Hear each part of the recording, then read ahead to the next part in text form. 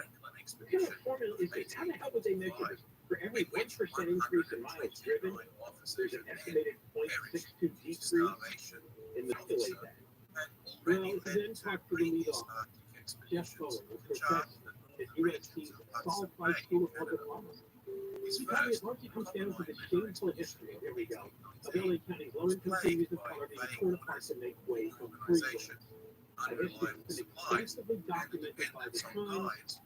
Today, many residents of the county's wider, more affluent neighborhoods who are able to use highways out of their own backyards commute to work through lower-income Black and Latino neighborhoods bisected by the thin 110, 105 freeways. Yeah, so like I said, all these freeways were laid down 50, 60, 70 years ago, 1950, right?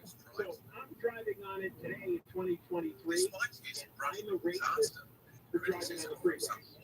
Yeah, because so they find communities of color and you're stealing your toxic fuel. So what am I supposed to do? I mean, Seth Roth is not taking the Metro bus. He's not taking the homeless train. What am I supposed to do? I didn't build the freeways. Haven't they talked about taking the freeway down, rerouting them? I mean, we just talked about this whole year. So there's something to that effect. They can't even fill up potholes. They're going to reroute the freeway. We need to Yeah, go ahead. Go reroute the freeway through Beverly Hills. I want to see that one. Well, you talk about, again, people who don't want a freeway running through their backyard, well, they have to fight to prevent that from happening.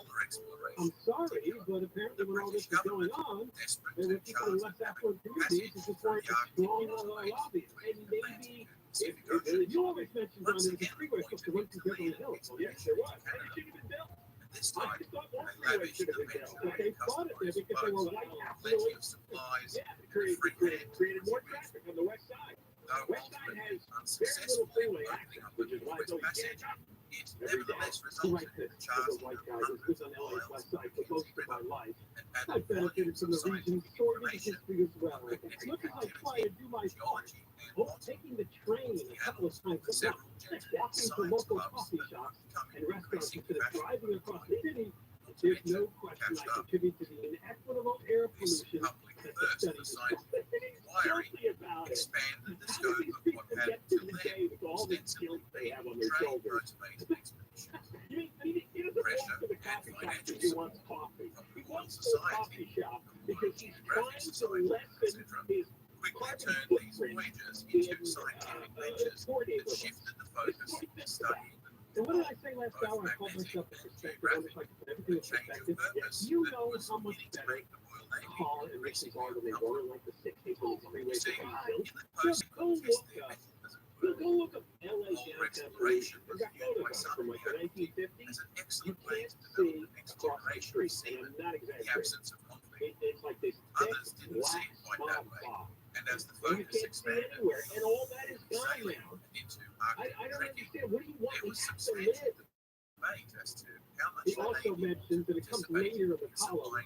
The majority of West Side neighborhoods, like John Kovacs, they actually put you in the shoreline. Could it be benefiting from ocean breezes that push pollution into predominantly black and Latino areas? That's the problem with the Inland Empire. Because they're going to have something floating next to that. Well, that's why the real estate is so expensive.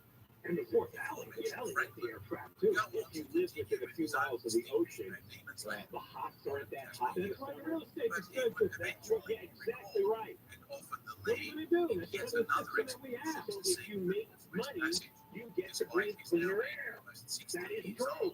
And that's the incentive to make some money in life. Imagine if these people were really in charge. They would use the government to confiscate all the properties and let me distribute everything where people live and they all live in equitable places so that we have the same exposure to pollution. I don't know, how would you do that? By the end, then he starts to realize he's insane. I realize it's not on my shoulders alone to make up for a long history of racist housing policies and freeway construction. You are an insignificant little twerp, okay? It's not on your shoulders. It's not your responsibility. In fact, you don't really do a damn thing in life. But my AM 640 we're live everywhere on the iHeart Radio app. More rain is coming our way. It should be here tomorrow afternoon, and we'll stick around through Wednesday. President Biden will be in Monterey Park tomorrow to talk about his efforts to reduce gun violence, and people will be able to vote on a new measure that would raise the state's minimum wage to $18 an hour. The Living Wage Act has been qualified to be on next year's ballot. We're going to the 10, and we will check in with the KFI in the sky next. If you're looking to sell your home called Seller's Advantage, we're going to make you a cash offer. There'll be no need for repairs. They buy it as is. For Seller's Advantage, there's no aging signals in days. Buy with cash. So even offer $10,000 advance to you without the moving and other expenses. Check out their reviews online. Call for a no obligation offer.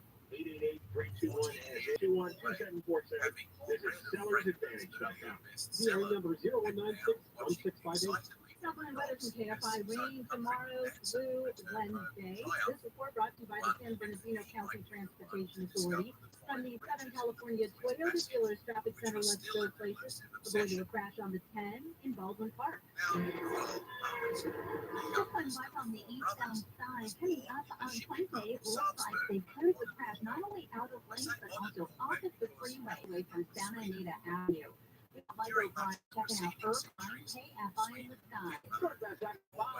If you're just going up through the orange from that route, it looks like the northbound side of 55 and Dyer. They cleared actually to the over there. And then it was 4 minutes. Let's say, looks like good up to the 91 from there.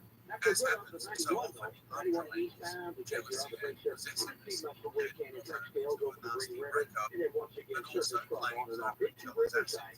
Michael Bryan, KFI in the sky. KFI in the sky. Help get you there faster. I'm Angel Martinez. Attention I-10 freeway drivers. Freeway and ramp closures are coming up for the I-10 Express Lane project. Don't get stuck. For dates and detours, visit go@ccta.com. That's go@ccta.com for more information on the I-10 Express Lane project. This report is sponsored by Vanguard University in Orange County. Earn your bachelor's, master's, or nursing degree in the classroom or online at Vanguard University. Ranked as a top 10 university in the West by U.S. News and World Report for 12 consecutive years. At Vanguard, your story matters. Visit vanguard.edu to learn more. Nuclear conditioning on a hot summer day can be a sweat all night. No one wants that, Zach. Help your air conditioner last longer and reduce breakdowns with a rejuvenation. We'll make 6 critical adjustments so you'll stay cool, use less energy, and increase the life of your system. We'll clean the outdoor coils the right way, not the easy way. Rejuvenation, just $129. Get air conditioning from ViralRabbi.com. Will keep you cool, but it's hard to sell. License number 1047-781. On Amtrak, you can give your family and your wallet a spring break. That's because now more kids ages 2 to 12 ride for 50% off. So not only will you get a sweet vacay, you'll save money too. Book now at Amtrak.com. Restrictions apply. I'm Mark Coach, the better Nevada neighbor here, and I love Nevada. I told you about how your nose is the body's air filter. Didn't advise other people say about Nevada. Like, hey, quote, Nevada is the best thing I've bought. I love it. My nose feels so clear now and I can breathe. I've been struggling with a stuffy nose for years. I bought Nevada and it's amazing. For this one, I use Nevada every night, but not imagine life without it. I have 5 cats, and before I found Nevada, I was a clogged mess. Now I breathe so much better. Unquote. Those are doing over 100,000 online reviews using Nevada. The all-natural solution trusted by over 3 million people to help you breathe better, sleep deeper, snore, and stay healthier without drugs. Nevada is available at Walmart, CVS, Walgreens, Target, Rite Aid, and online. Nevada, N-A-V-A-D, knows healthy life. One of the biggest mistakes I've ever made in my life. The waiter came up and said, those people are here because of you. I said, oh, I leaned over and go, hey, thanks very much. And they recognized me and started gushing. That was the most brilliant move of their life. I bought them dinner. Bill handled, how much can 2 people cost? Oh my God! Live 6 to 9 a.m. on KFI and on demand anytime on the iHeartRadio app. Johnny Ken Show, John Kovac, Ken Chip, KFI, AM 640 live everywhere on the iHeartRadio app. Yeah, we're on from 1 to 4. So if you missed this show live, there's about 40 minutes left. You can pick up the podcast. Posted up there after 4 o'clock at KFI AM640.com or, of course, the Hindi iHeartRadio app. Can I tell you something quick, funny, but it's true? I'm looking at the news channels on the TV, and I see video of people crashing through a barrier, making a charge, and I thought it was a bank run. It was the run at the Mexican border. Oh yeah, we were going to play that audio. I thought it was the bank run. People like trying to get in the bank to get the money. They mistook the people crossing the bridge. People trying to get into a bank.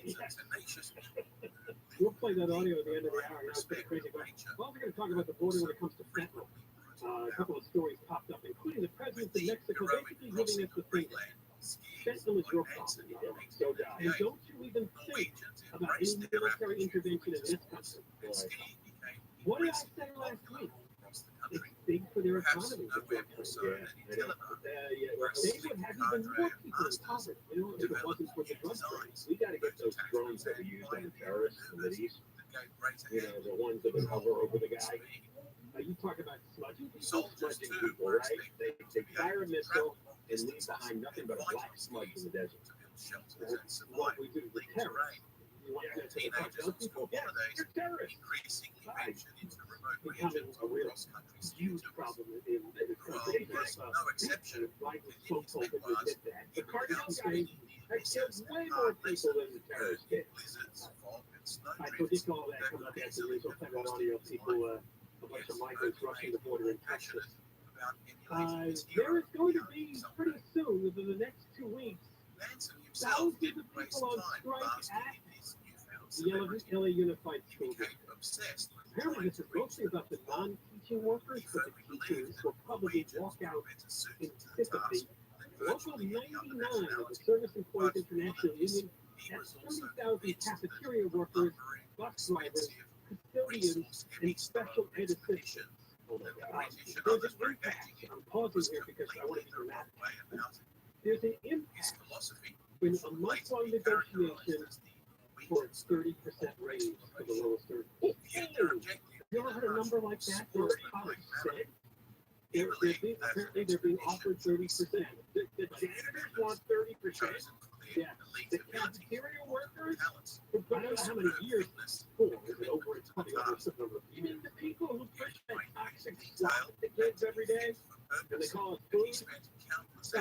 There ain't any more vegetable options, like I said. The healthy ones. The growing is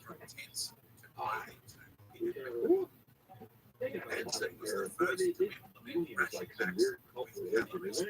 And the teachers, I realize teachers will be on shame. I mean, just the worst group of human beings, the teachers in LAUSD. I mean, God, you have even an ounce of shame after what you did last year. Because we're going to extend that story on the cafeteria is trying like to help you around so they can educate causes. We should send Jeff and Mark over there to build the avocados and lunch. Well, I think you sit there like looking in the trash and picking out all the... I wouldn't go in the trash. Well, you just walk up to the kitchen and eat that? Yeah, I'll take it. Even you could take that. Avocado and lentils. It's not just me. She loves avocados and lentils. Exactly. In fact, that's what I'm going to have for dinner tonight. I'm going to make a salad with avocado and lentils. I thought it over the weekend because I was at the lunch with some friends and we've got avocado toast. So that's a Deborah Mark staple. My favorite. Somebody ought to name an avocado toast dish after you. I know, that would be awesome. Would you do that? But you do realize the downside of that? They get to lead it. They sometimes pick on people the avocado toast that she will try to know their worries in life. They're leaders. Trust me, she's a leader. You know what? I just don't care anymore what people think. I've gotten to that point. You know what? I like avocados. Go there. All right, here you go. You be proud of it. Yes, I would. I would post it so I get lots of likes. She just told me a few minutes ago that she was up last night because of the time. Well, I was. It messed me up. Hey, I told you, Joanne, I started the show by saying I was all worn out from the time shift. Yeah, and I also thought about it, and it was a strange thing, and then I heard coyotes in the middle of the night. Just a bunch of stuff. Time change, Kate. I mean, what is it that able to make that noise in the news? Exactly. I'm very tired. I think my voice is tired. Because I was thinking, okay, it's not really 8:30, right? Or it's not really 9:30, it's 8:30. I've been thinking about all This that. went out all night? Well, now it's not really 2 o'clock. Yes. So right now, and I know John's doing the same thing. I'm looking at the bright side. Come down and after 7. Oh, I love that. I am happy to deal with the one night that I got screwed up because I'm going to be driving home tonight and I'll have, 3 more hours of sun. You could sit in traffic in daylight. I like driving during the day better. Now, United Teachers Los Angeles is also seeking a 20% wage increase. Oh, years, 2 years, 20%? Yeah, so that's the other battle that's going on. So now they want to sympathize with the cafeteria workers and their battle. It's outside of, by the way, the school district's losing enrollment. They're having full course. Well, because anybody who can get out is getting out. Outside of, I don't have the money, what's the argument for going to an LAUSD school? as compared to any other choice.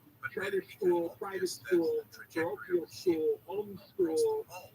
What would be the argument to go to LAUSD? After the incredible learning loss that occurred because they shut the schools down. LA Unified shut the schools down for like the longest time. How can anybody ask for more money? How can a civilized country have a school system this bad? And then they're constantly preaching about equity and diversity and all that. 80% of the kids are minority kids, and look how they're treated by the union. All these woke hucksters. They know nothing but hucksters. Look what they do to the kids. The average pay for the bus drivers, custodians, and food service workers is $31,825. That's low. If you live in Los Angeles, that's junk to pay the rent. Well, what are you going to do if you're cleaning toilets and serving slop? Of course it pays well. That's been the problem with the LA County and LA City workforce for years. It's low-paid service workers. And that's the reason why it's up to you to poverty. It's up to you to gain the skills or education to make more money. It's not up to me to pay you more to serve slop to a kid who's not going to eat it anyway. And by the way, they serve slop, and we ought to give vouchers to all the parents. This is X number of dollars and say, here, you decide what school your kid goes to, and let's have competition. All the schools, the president of Mexico basically said, not all funny. Without a fact, I got to make this thing in the 24-hour newsroom. People in the central part of the state are evacuating as more rain is expected tonight. ABC's Rob Marciano's evacuees from Watsonville are spread across at least 4 shelters throughout the county. All the streets here, you can actually still hear the river coming through this area. The only way in and out of the neighborhood here is by high water military grade vehicles or by boats. He says there is no telling when people will be able to return to their homes. About 50 million people remain under flood watches in California and Nevada. A man in Chino Hills has been arrested for stealing deputies to his location in San Bernardino County. Deputies were able to use the GPS tracking to pinpoint the man's location at a business parking lot on Mountain Avenue where he was taken into custody. Paying to sit next to your kids on a flight. The Department of Transportation says you should have to. The Department of Transportation has asked Congress to ban the practice of making parents pay to sit next to their kids on flights. The move follows President Biden's call to get rid of junk fees. And after officials conducted a review last year of airline seating policy, ABC Gun Wing said in a letter, transportation and everybody is invited. The Buddy Cafe is a traveling pop-up where people can eat and drink in the company of, yes, real rabbits. The owner of Boy Crab, Kevin G, says these bunnies are rescued from a shelter in Buena Park. During COVID, people adopted bunnies. You know, when you were bored and a little bit lonely. Says after the pandemic, many people gave up their fur babies because they were too busy, but new adoptions will be coordinated if visitors are interested in rehoming the pet. The cafe will be in town from March 25th to April 29th, and tickets are available at the Bunny Cafe website. Chris Adler, Certified News. Resident scientists And Taylor Swift is kicking off her tour Friday at State Farm Stadium in Arizona to honor the occasion. The mayor of Glendale has named the town Swift City. The ceremonial name change will be in effect on March 18th. The tour will visit 19 other cities after Swift's first performance on Friday. We're going to the T10 next. One of America's most popular news channels is Newsmax. Many people watch Newsmax for news and perspective you're not going to hear from other networks. Try Newsmax and discover why the left is trying to silence their voice. For good reason, it's becoming one of the most popular channels in America. Tuning in every night for Greta Van Susteren, Rob Schmidt, Eric Bolling, Greg Kelly, and much more. No surprise, Newsmax is already the 4th highest rated cable news channel and growing fast. You can get Newsmax on most cable systems. Check your channel guides. Now, if they don't carry Newsmax, just switch to one that does. And remember, Newsmax is also free on streaming. Just go to Samsung Plus, Roku, Zumo, Pluto, Vizio, Apple, and more to tune in. You can even download the free Newsmax app on your smartphone and start watching now. Millions are making the switch to Newsmax. We watch Newsmax because Newsmax is real news for real people. and weather from KFI, yes, rain and low valley. Highs in the 60s for Inland Orange County and the Inland Empire. Right now it's 66 in Villa Park and 65 in Westminster. From the Southern California Toyota Dealers Traffic Center, let's go places. It's slow on the 210 in Pasadena. The eastbound side that's loading up, heading away from just about the 134 station before there. And traffic is a mess all the way to Augusta. Like Ryan, FI in the sky. Just over East LA and a couple of tough drives here. The eastbound gets up right at the beginning of the freeway, right off that 510 split.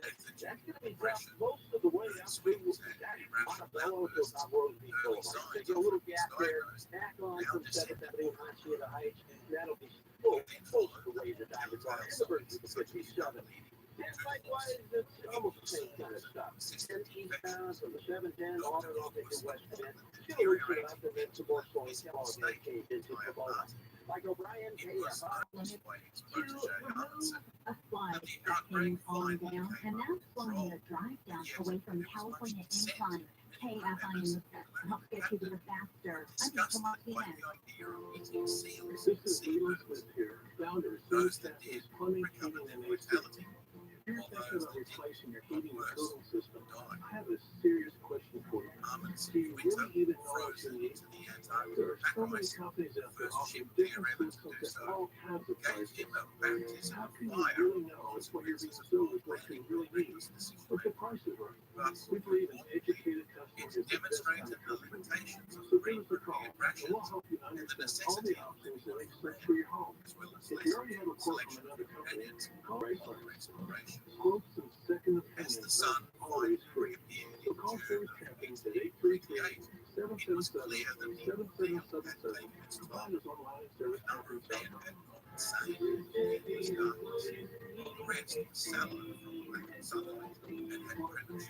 Have an old or an unused car taking up space?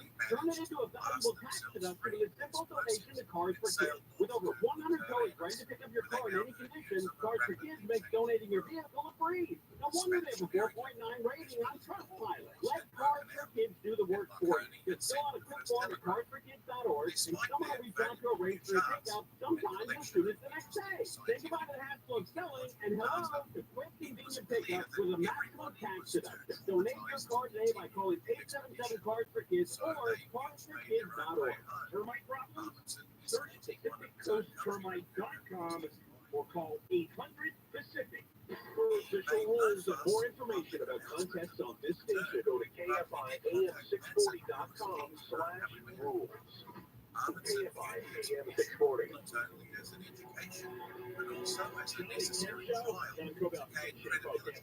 AM 640 live everywhere on the iHeartRadio app. All right, well, let's talk about the border and fentanyl for a few minutes here on the Donald Trump show. The Mexican president, we call him AMLO, something like a big box store like Costco. I went to AMLO, or one of those multi-level marketing scams. Well, he basically was funding some calls about taking stronger measures against the cartels and the fentanyl drugs getting into the United States. They like to, we did the story last week, to produce these news releases where they see, right, ins and outs of fentanyl at the border. What they're not telling you is a lot more got through. That's the problem. We learned this when it came to migrants years ago when they were saying, well, we detained 100,000 migrants, yeah, but we only get one out of every 3 calls. We got an administration, and it's not the first administration, that doesn't plan. What they'll do is announce their scattered victories when they get a big haul of fentanyl, or they bust a ring of drug cartel guys, or they pull over some car, and they'll have headlines. And these investigators look for the headlines, makes them look good to their bosses, they can get a promotion, they bring good publicity to the agency. They don't actually care very much. If the administration cared, we'd have drones sending missiles right through the hearts of every single one of these cartel members. That's what's killing them. So the speech he made last week, or the statement he made last week, and again, if you don't know, basically what happens is that chemicals are imported from China into Mexico then fentanyl is produced at labs in that country, and then the fentanyl is moved into the United States. It's blamed for 70,000 opioid deaths per year. 70,000. Look how many, God, we spent $1 trillion on the Iraq and Afghanistan war. Yeah, it was like over what, 3,000 people that got killed? Here it's 70,000 every year. So we don't do proof around fentanyl coming in the country. None. So when do you hear this? You would often say, well, here we do not produce fentanyl. And we cannot have people who put elderly relatives in old-age homes and visit them just once a year. He took some real shots of it. This is American culture. Pretty funny. In Mexico, the elderly tend to live with their families. Except he doesn't explain how so many of the kids end up working for the drug cartel. He also felt that slice off their rivals' heads. was the most appropriate for So the party to liquidate his inheritance to protect those countries. And there was some talk by a couple of Congress people that maybe the U.S. needs to take its own military action in Mexico to stop the cartels, and that's what got AMLO worked up. They're not going to do that. I heard Lindsey Graham, he went on, I think, Fox the other day. I heard that saying he was like, let's get the military in there and, let's start killing people. I was in Mexico. What's the great Mexico? First, he wanted to get the feel of it. Oh, you send out the drones. Send out. Yeah, exactly. Either drones or do some targeted attacks. The cartel is marching along there in the Mexican. If they're killing, and they got their big wheel, a big wagon of fentanyl. Yeah, right. Yeah, blow it up. I mean, either 70,000 dead people a year is either a good thing or a bad thing, right? Right. If it's a bad thing, then you have to take action against the country sending it here. That would be Mexico. So do it. If you don't do it, then you don't care. I'm thinking the message to American families is like, the Biden administration doesn't care. Most of the administrations never cared. Clearly, the Mexican administration, AMLO basically was supposed to be the drug cartel, right? So, of course, he's going to say we don't have a problem. Of course he is. If he doesn't say that, he's going to get the drug. And there could be two reasons for that. Either he's corrupt and paid off, or it's a big part of their economy and they don't want to lose this job source, right? So cartels employ a lot of people. It's not a good thing, but that's the truth. And they pay them well. So of course he's going to say, hey, it's all of you guys. You guys are the customers. If you care if it's an invasion, so what? That's what our military is for. To stop a threat. That's a threat. Huge threat. Otherwise, if you got kids, you're really on your own. You got to figure out some way to convince them not to take a single pill outside of what the Irish prescribe. I'm overseeing professor of chemistry. You go to Mexico and you buy drugs at Mexican pharmacies, there's a really good chance there's going to be fentanyl in it. And apparently some American tourists are overdosing and dying. I'm not talking about here, I'm talking about what did we just learn last week? A woman and a family went to Mexico to have a tummy tuck. People have medical procedures in Mexico. A lot of people go there too because the drugs are a lot cheaper. So some of them are just going to Mexican pharmacies. And they're ending up with pills full of fentanyl. And the feds were first alerted in the spring of 2019 by a California medical examiner. They found that a 29-year-old Brennan Burrell had died of a fentanyl overdose after he and a friend bought pills at a drugstore in Cabo San Lucas. Cabo, don't get any prescription. In Cabo. Yeah.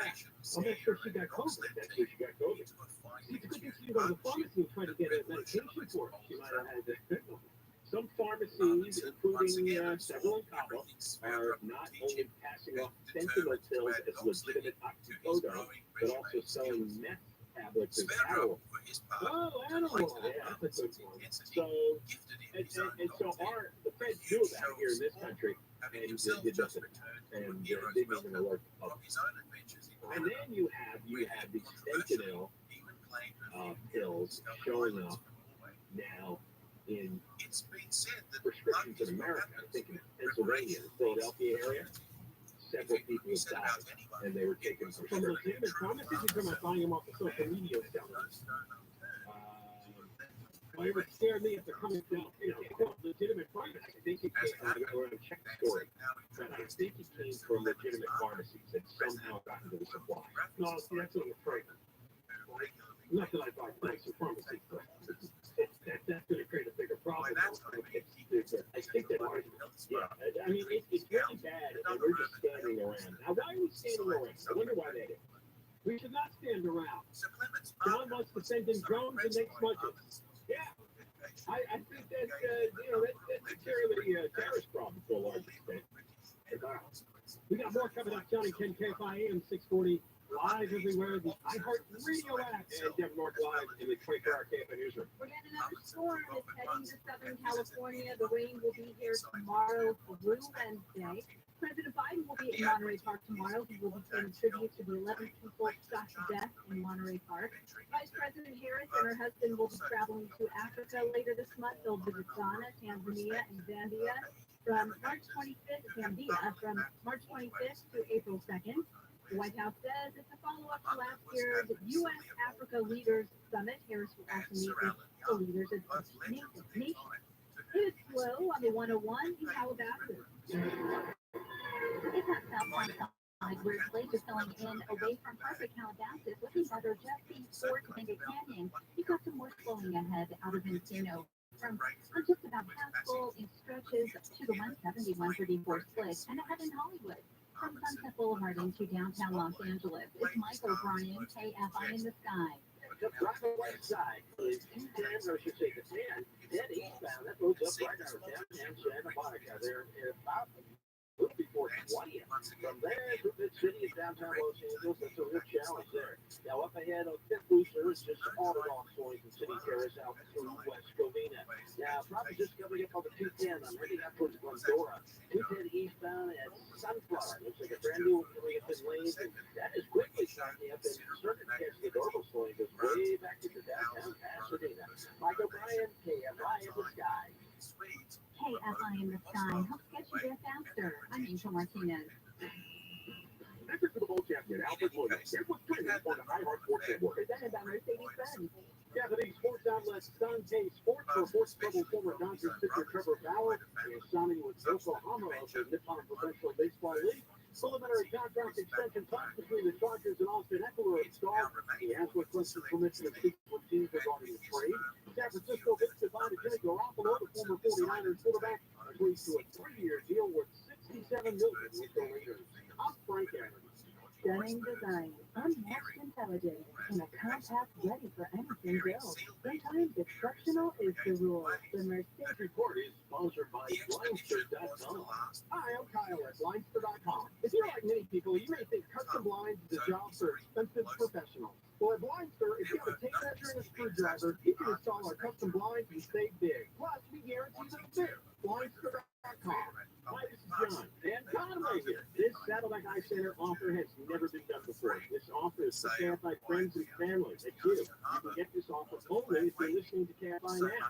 If you like $1,800 off LASIK, of course you would. Saddleback Eye Center is offering KFI listeners a certificate for up to $1,800 off LASIK with the friends and family certificate. I walked there better than 2020. You know, John came in my office, $1,800 off LASIK. We can give away only 10 discount certificates to KFI listeners who schedule a free LASIK exam. We can get a 10 $1,800 LASIK friends and family discount certificates. You must call now, 866-559-4444, 866-559-4444, 866-559-4444. When Las Vegas welcomes you to Awakening, a new theatrical experience created by award-winning artists. Enriched with spectacular sound, meet colorful characters, and journey with them through wondrous realms. Experience Awakening. Get your tickets at awakening.com. Have you heard there's a new way here to deal with joint pain that doesn't require drugs or surgery or downtime? QC Kinetics has arrived with real, lasting, all-natural relief using the latest advances in regenerative medicine. They've got clinics in Glendale, Orange, and Mission Viejo with more on the way. QC Kinetics is the nation's leader in these amazing treatments. They take highly concentrated healing properties from your own body and put them in your achy joints. The goal is to restore and repair damaged joint tissue the natural way. Patients are raving about this all over the country. Pro athletes have been doing this for years, but now it's available to anyone. Imagine being pain-free by this summer. Living life the way you used to. Walking, running, playing sports. If you've got pain from arthritis or injury, don't think steroids and surgery are your only option. Call and learn more about these remarkable treatments using regenerative medicine. Dealerships just fix the transmission. We all know how easy it can be to go to the wrong place for transmission repair. Made up of over 800 pieces, the transmission is the most complex part of your car. So bring it to the transmission experts at AMCO. AMCO, always the right fix. AA, special financing available. Restrictions, limitations, and exclusions may apply. See AMCO.com for complete details. I'm Mark Koch, the inventor of Navage Nasal Care, and I love Navage. I told you about how your nose is the body's air filter. With Navage's powered suction will help flush out allergens, viruses, mucus, and germs, and that Navage will help you breathe better. But what do other people say about Navage? Like Tara, quote, my doctor wanted me to do saline rinses for my allergies, but I've never been able to successfully use an neti pot. Navage uses suction power, so it's foolproof. There are nights when I'll have particularly bothersome allergies. I'll bust it out, and the results are immediate. She's had over 100,000 all natural solutions trusted by over 3 million people to help you breathe better, sleep deeper, snore less, and stay healthier without drugs. Navage is available at Walmart, CVS, Walgreens, Target, Rite Aid, and online. Navage, N-A-V-A-G-E, Truman, healthy life. Get ready to celebrate your favorite podcast in our iHeart Podcast Awards. We made it the best podcast. Take home awards in categories like comedy, crime, pop culture, and more. Watch on iHeartRadio's YouTube channel and Facebook page. And listen on iHeartRadio tomorrow night at 9. Considering an EV for yourself or your business? Consider the benefits of subscription. I'm Scott Peter, CEO of Autonomy, where an EV subscription is like a lease but way more flexible. It's a debt-free way to get month-to-month access to a new EV. You can even pay with your credit card. Learn more at autonomy.com. Michael said we don't have to always show our masculine side. You agree with that? You often show your feminine side. I think if you have a equally sensitive guy, and I think Delia would agree, he really wears the chance in that relationship. Well, glad we've not learned anything from each other in the last 10 years we've known one another. Live 4 to 7 p.m. on KFI and on demand anytime on the iHeartRadio app. John Koval, Tim Shea, Code 10-5. AM 640 live everywhere on the iHeartRadio app. Yeah, repeating our big story, 3 people at Robert Blake in the gold for. Congratulations. The test was announced on Friday. That's a good pick. Yeah, I mean, we've covered murderers on this show for years. I mean, OJ's still walking around, but boy, I'm waiting for that. That is going to be a big one. Remember how many people pick OJ in the gold club every year? He was a big pick the first 10 years after the trial. He's about 75 years. He is. That is correct. He is around. Exactly. I think he is 75 years old. And he should go in absence. I think he was born in like 1946 or something like that. All right, let's move to the audio that John mistook for a rush at the banks.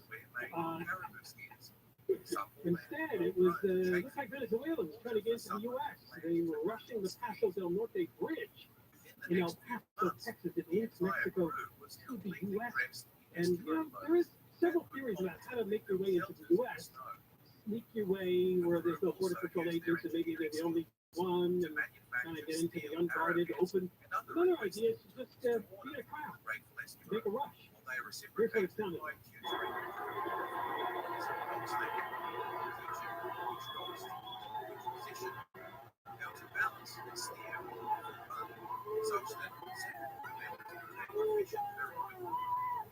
The dogs themselves, whiskers, full heads, personalities, provide much entertainment in quiet hours.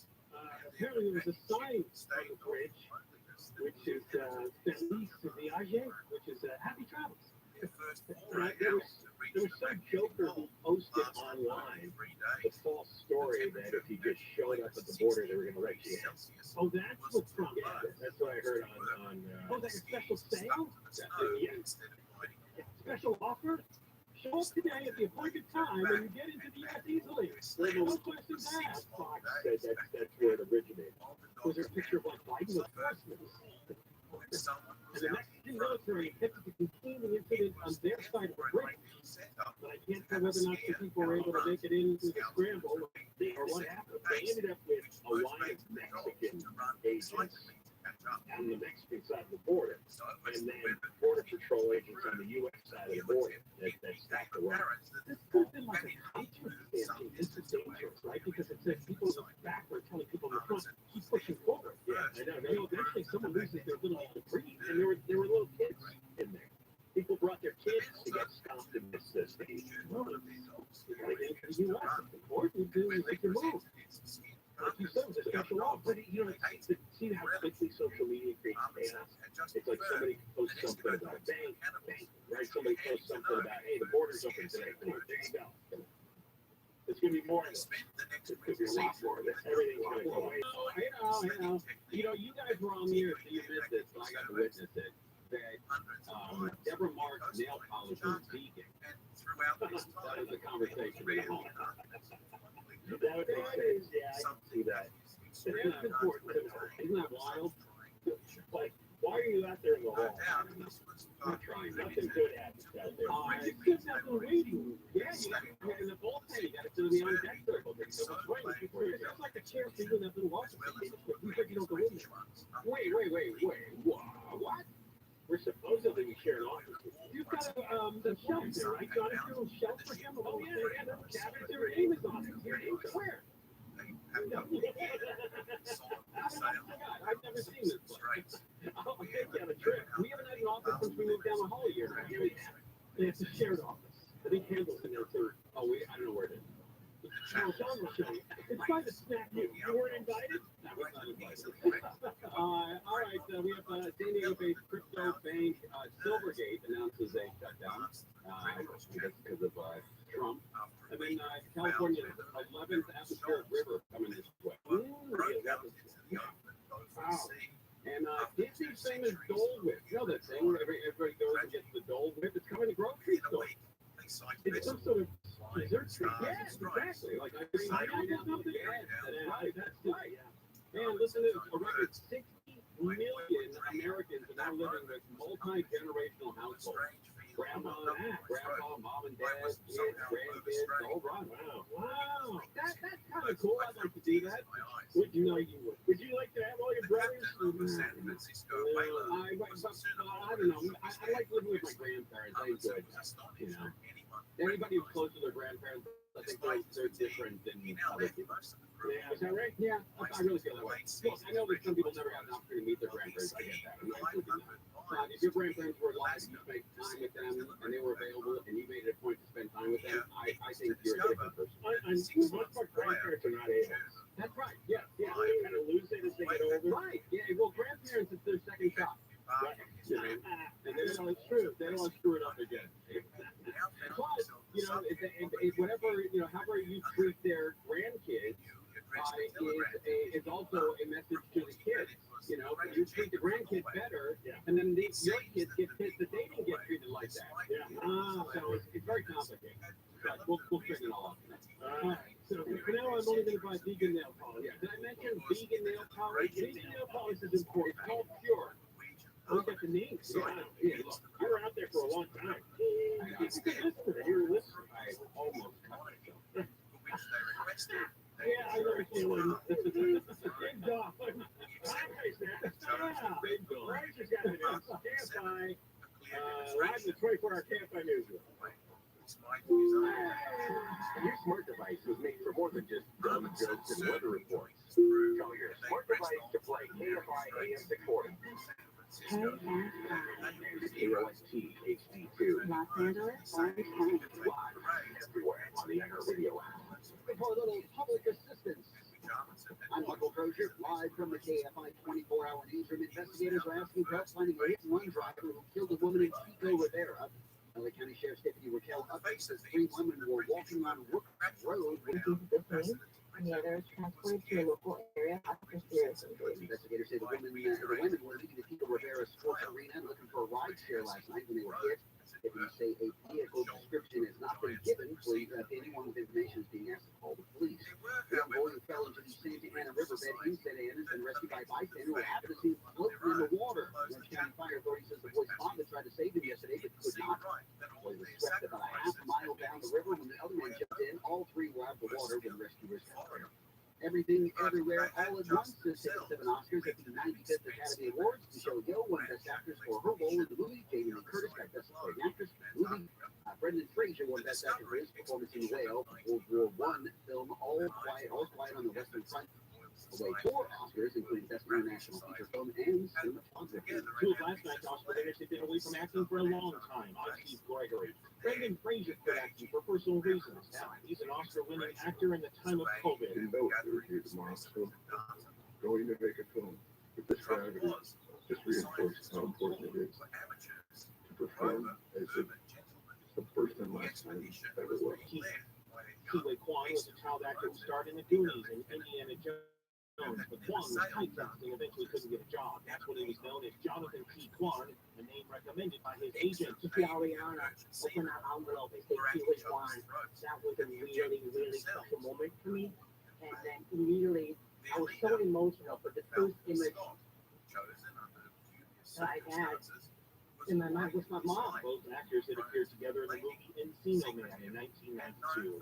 Steve Gregory, KFI News. People will be able to vote on a new measure that would raise the state's minimum wage to $18. The Living Wage Act of 2022 has been qualified by the Secretary of State for 2024's ballot.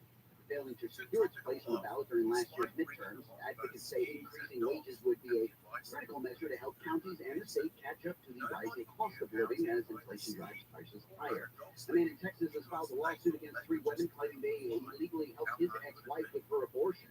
Marcus Stiller says the women helped his then-wife obtain pills to terminate her pregnancy last year. The lawsuit also will target the manufacturer of medication, so that is demanding $1 million. Abortion rights groups call it an intimidation tactic.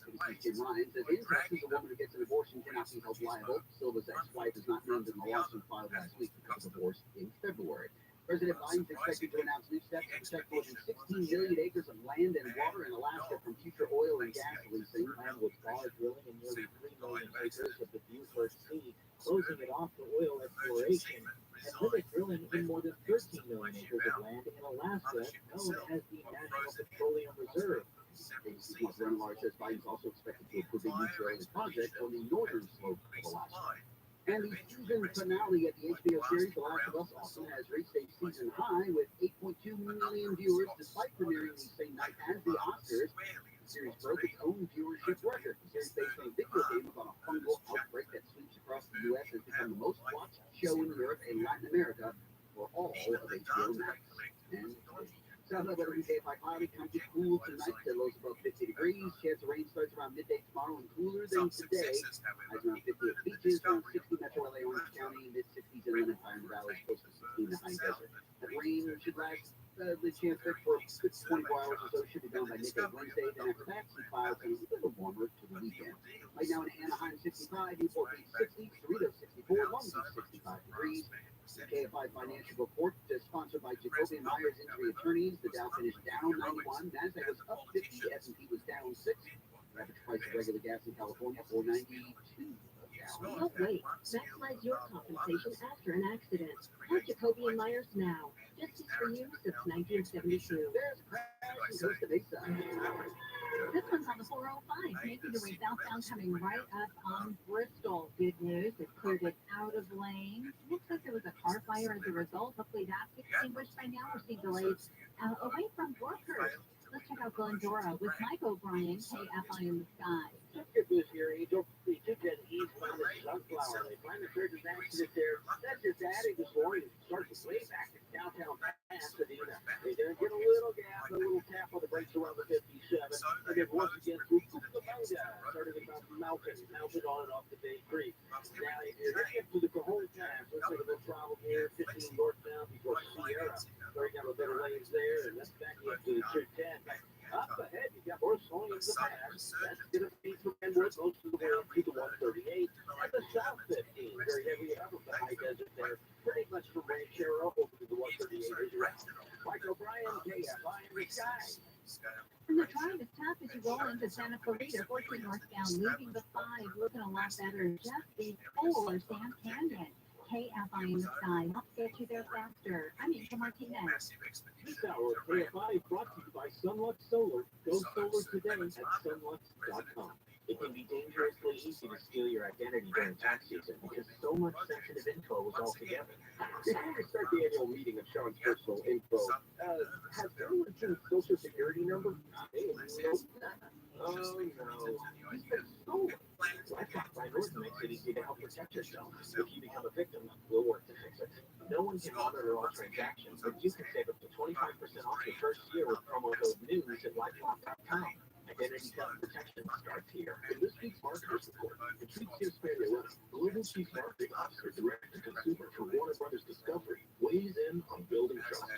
Trust is a really hard thing to build and a really easy thing to destroy, and we have to be very respectful about that. Our partnership with iHeart has really helped us build that trust and that relationship with the on-air talent. As the #1 audio company, iHeartMedia gives marketers access to the audiences, conversations, trusted influencers, insights, and data you need to grow. Go to iHeartResults.com for more. Water damage, fire damage, have your gas died. More stimulating talk. And iHeart radio stations.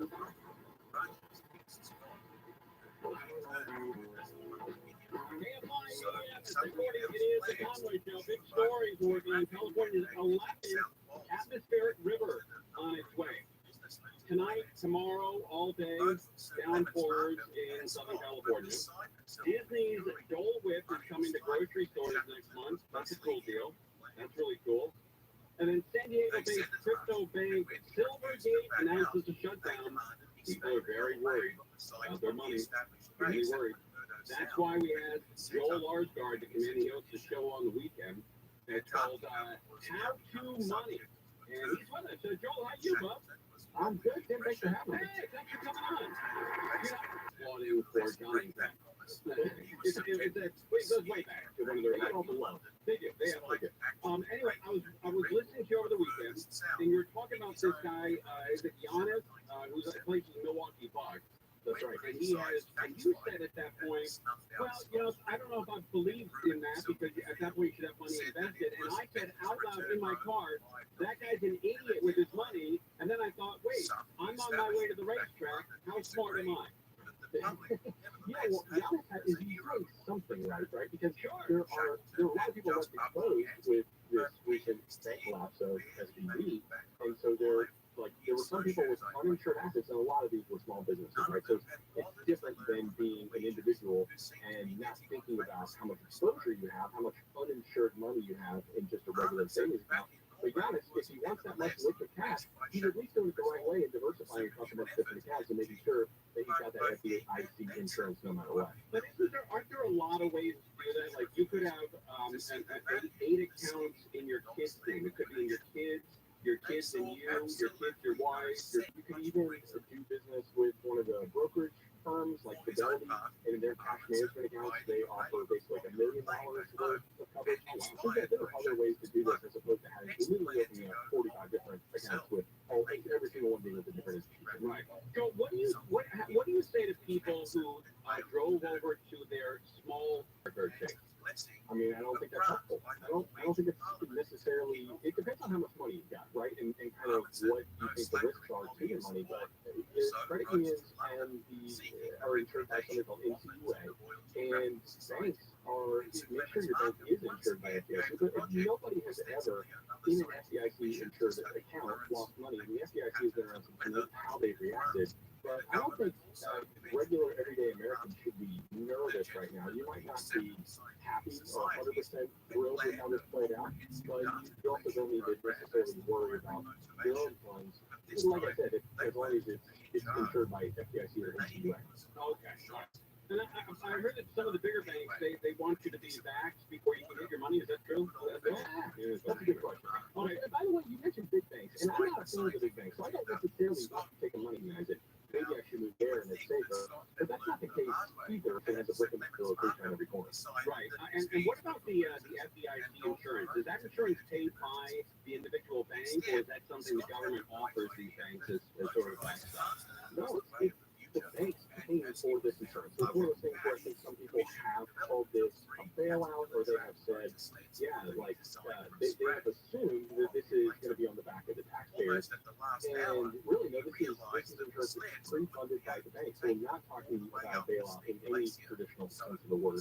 And there is they've got additional safeguards to the Fed, and they're using different things like something called a bank term funding program. And that is basically to offer loans to some of these banks that you might have, like SVB, might have too much money tied up in low interest rate securities. But basically, there should be no worries for any individual American bank in with the banking system. I see. And I also heard you talking about, again, I'm on my way to the racetrack trying to get money fit, so it's kind of an odd afternoon. But I heard you talking about, you got to be careful when you invest in or put money in an online bank and make sure they're on the up and up. And you gave out a couple of good examples of one that I really like, right? And I think it's a great choice for a lot of people. There's some of my favorites. I'll just name them out. Capital One's great. Discover is great. And these are name brand banks too. American Express has a decent banking arm. They're like a bank at the same time. But you're right, I did mention some online, and I'm going to use air quotes here, banks that are not above board. And I specifically mentioned one called Compound Bank. And there are other banks like this where and I believe Compound Bank has actually changed their URL. They've changed the way they describe themselves based on some of the blowback they've gotten. Because it's not a bank at all. And so people have to be worried what you're doing when you put money in Compound Bank is you're investing in real estate bonds. And so they were making it look like everything you could tell it was banks with a fee. Oh wow. It sounds like there's some good banks. Yeah, right. Fancy with the banking. So really what you're doing is you're taking risk, and it's okay to take risk, but it's great to invest. So you want to make sure that when you're banking, you're banking. And when you're investing, you're investing. And a lot of people are getting that confused. Some of these newfangled online banks. I just want people to be careful. You go to FDIC.gov, you can actually look up the bank and see whether or not it's enrolled in the FDIC insurance program. So double check if you're concerned.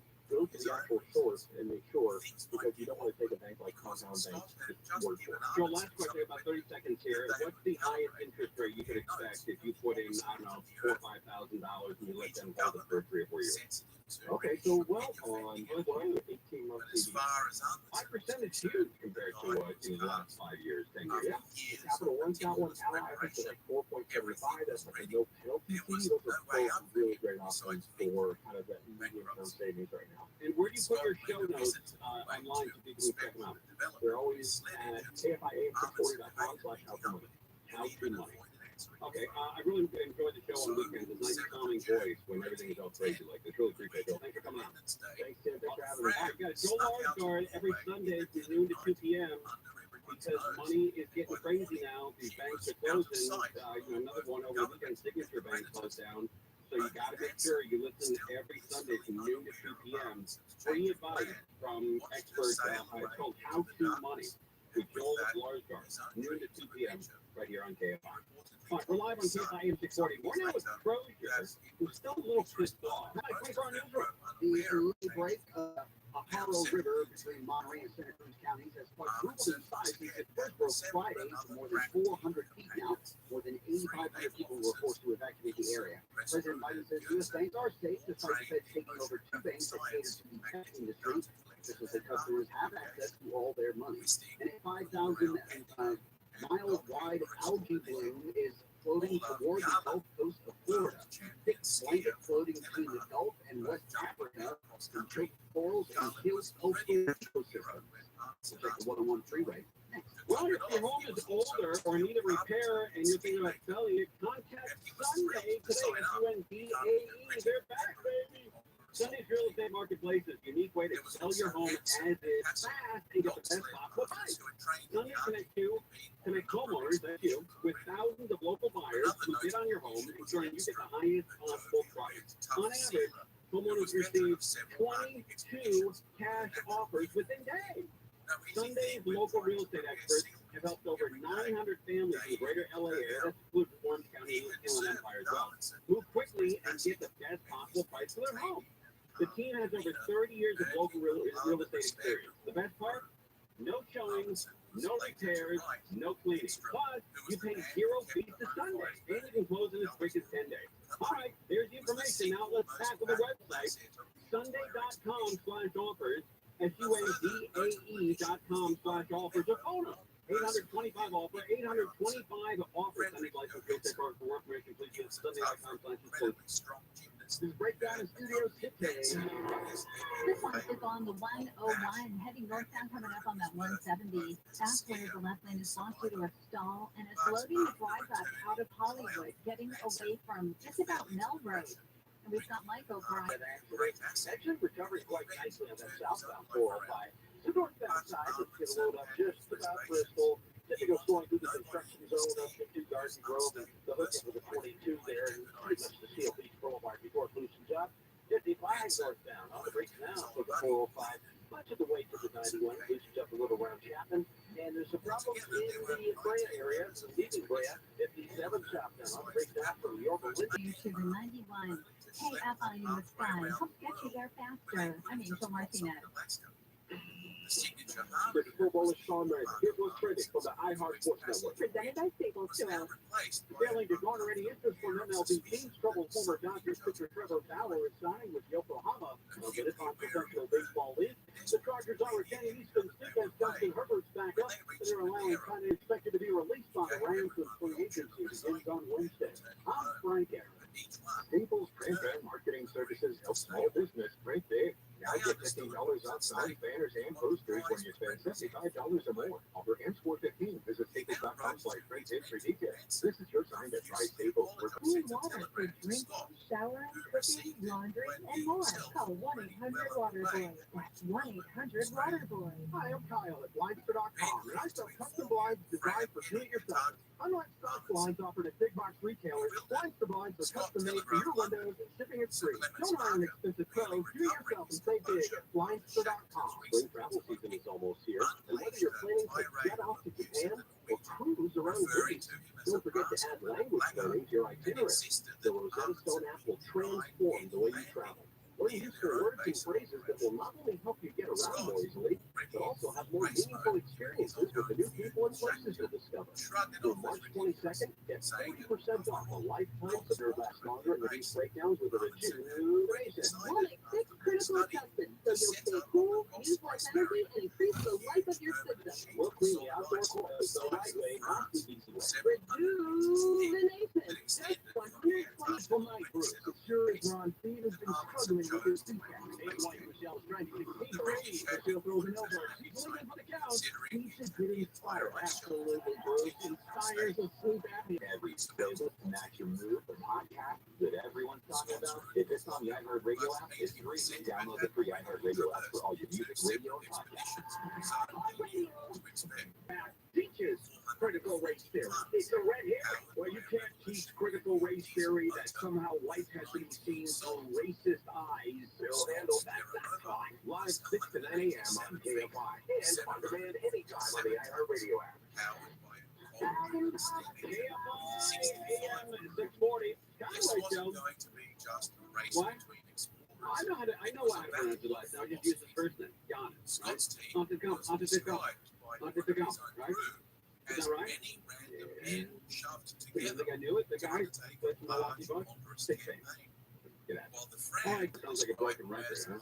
The 11th atmospheric river coming in. On its way. The 11th. 60 million Americans are now living in multi-generational households. A lot of people under that roof. And the Signature Bank collapsed over the weekend. Third largest bank failure in U.S. history. Remember when Wall News busted up? It was like 2008, Washington News. That was supposed to be like the new hit bank. We walk in, it wasn't like just a typical teller on the couch, and you sit there and you wait for your teller to come over to you. And it was the whole thing, it was Washington Mutual trying to be WAMU. Yeah, right. That was like their way of being like the cooler bank or whatever. And the one I went to in Tarzana, you would have to walk in a door, then the door behind you would close, then the door in front of you would open. So they can catch criminals inside those two doors. It was like the ending of Get Smart leaving that door. They should have played that music when you left.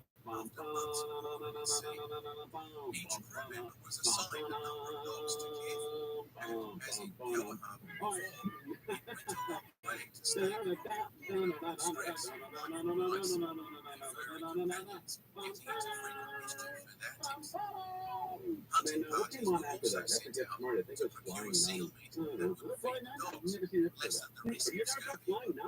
I was like Get Smart because I always saw it like in the afternoon when I get home. Yeah, school days. That's right. And so it usually follows with like Silent or I Dream of Genie or I Dream of Genie is great. Yeah. Going to Washington Mutual. You can also provide Parliament was determined to avoid near starvation, and both Scott and Chapman experienced previous discovery of exhibitions, so meticulously planned and spacing, distance and orientation markers. I like how when he tries to turn around and walk back before the door closes, it like punches him in the face. And he turns around, he's like holding his nose. Kids are listening now, like, was this before Disney Plus? She had just Yeah, I think it was a couple months before Disney Plus. and was scouting a landing site for their second. All right, so Crozier, you missed Friday's big program because you went to Billy Joel and Shirley MacLaine. Close enough, Stevie Nicks. And man, SoFi has it out for you, buddy. You know, I got parking at the Hollywood casino. It's about a 5-minute walk. 10 minutes. Yeah, sure. That'd be about right. And on the park on the fourth floor, just for that specific purpose. And I think the concert ended about 11:20. What that cost you, brother? $82. Hey, wait, $82 parking off-site. Oh my God. And it took about 10 minutes to get to the car. It's about 11:30 to get to the car. But it's a safe walk. It's all encompassed. It's all in that same zone. It's right outside of the SoFi parking.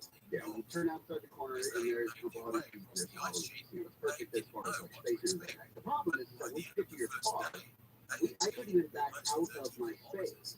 Oh no! Because all the traffic that was in the parking structure could not move. Oh my God! So I had to leave the parking structure because the exit for the actual stadium, the parking, is right there. No, you had to wait for all those to leave before you. I got out of my car. Once I realized we're not going anywhere anytime soon, I could see the traffic right outside the parking structure. I can't remember which name is right. And I could see into the SoFi parking lot, the stadium parking lot, and by the time our car moved in our entire structure, the SoFi stadium parking lot was completely. Oh my God! An hour later.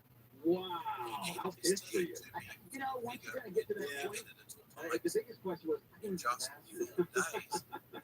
and we went into Hollywood Casino, we got there, so we used the rest of the walk to SoFi. But that was another thing in and of itself. Where we were, where the casino parking lot was, and where that's closest to that pointed end of SoFi, that open end where you can go in and kind of mill about all that area inside.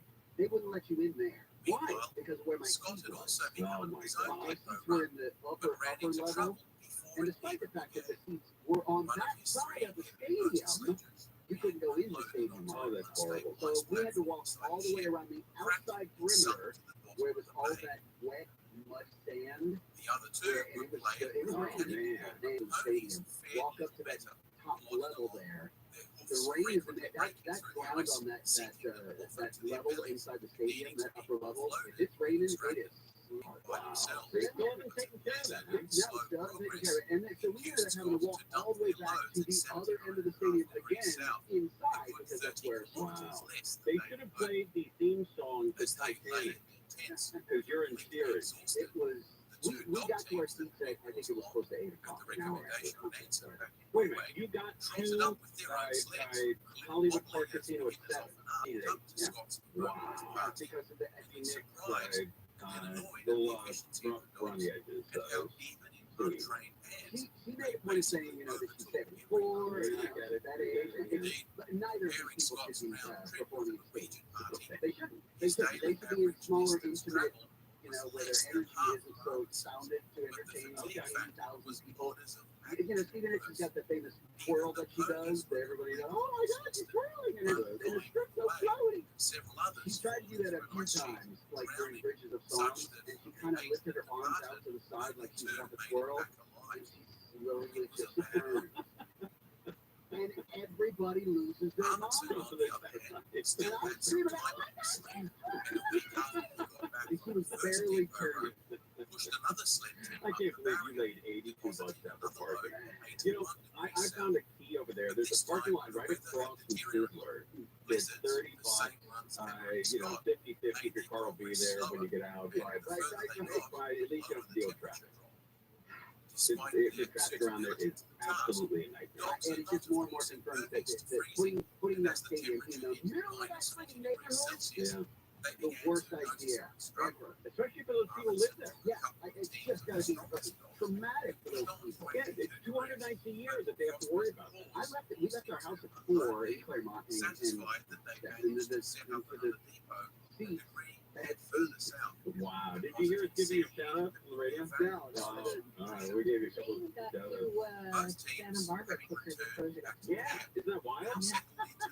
North of Santa Barbara, she's almost in like, Big Sur. Man. That's horrible. All right, so that's your second experience with SoFi and second nightmare. I love Billy Joel. I'm good with Stevie Nicks. I don't have any issues with her.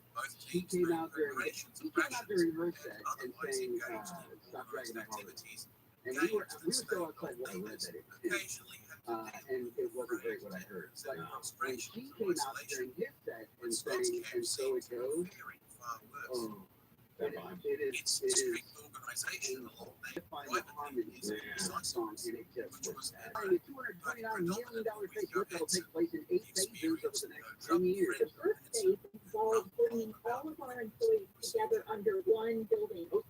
Specific amphitheater where our Corbin Parsons, 7 restaurants in Rancho Santa Margarita have been robbed. The Orange County Sheriff's Department says security footage captured at one business showed 2 people using power tools to break into locked safes on Saturday. Officials said the pair also stole safes that had not been anchored to the ground. Lulu's Cafe, Lou's Grill, and Mountain Mike's Pizza were among the restaurants. Sergeant Mike Woodruff says the robbers targeted several locations, including 3 businesses in one strip mall. Banks with offices in Beverly Hills, El Segundo, Newport Beach, and Ontario have been closed by the New York Department of Financial Services to protect depositors. The department's appointed the FDIC to run the day-to-day operation of Signature Bank. When you can talk about that, they say all depositors will be made whole. Greece's prime minister says a massive earthquake in Turkey and a deadly rail disaster in northern Greece, a 7.8 magnitude quake in southern Turkey killed about 50,000 people. It was followed 3 weeks later by a head-on rail crash in Greece that killed 57 people. The prime minister says the country is experiencing more positive attitudes and behavior as it gets sympathy for those first. The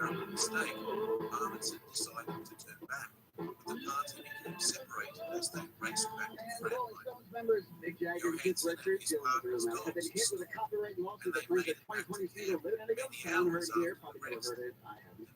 They took material from other songs. Songwriter Angle Slang says Jagger and Richards misappropriated many of the recognizable and key-affected elements from 2 of his songs released in 2006 and 2007. The songs had less than 1,000 hits on Spotify. Man said last week the duo must have heard his music because he gave his demo CD to one of Jagger's family members. Clouds and cool temps tonight, overnight lows about 50. Chance of rain for about 24 hours roughly, starting tomorrow about midday. Some clouds and then a tad warmer after that, into the weekend. Right now in Mission Bay, Hope 58, Huntington Beach 59 degrees, is crashing County Mesa. This one's involving a motorcyclist on the 10 eastbound past Cherry Valley Boulevard. Right lane is blocked. 2 lanes are loading up away from the Pico Boulevard. Looks like the 57 southbound, looks like the Fullerton, right up before the 91. Because they got to the right shoulder. Nonetheless, it's going to be heavy out of Brea, starting on Imperial Highway. Northbound, not too bad on this stretch through OC. The northbound 57 does go, though, into the Brea Pass, pretty much from Connor Canyon up to the bridge with the 60. 50 eastbound, a lot of bridge lanes down from East LA Interchange through Monticello to 605. Breaking it back on pretty choppy stuff through Rolling Heights into the merge with 57.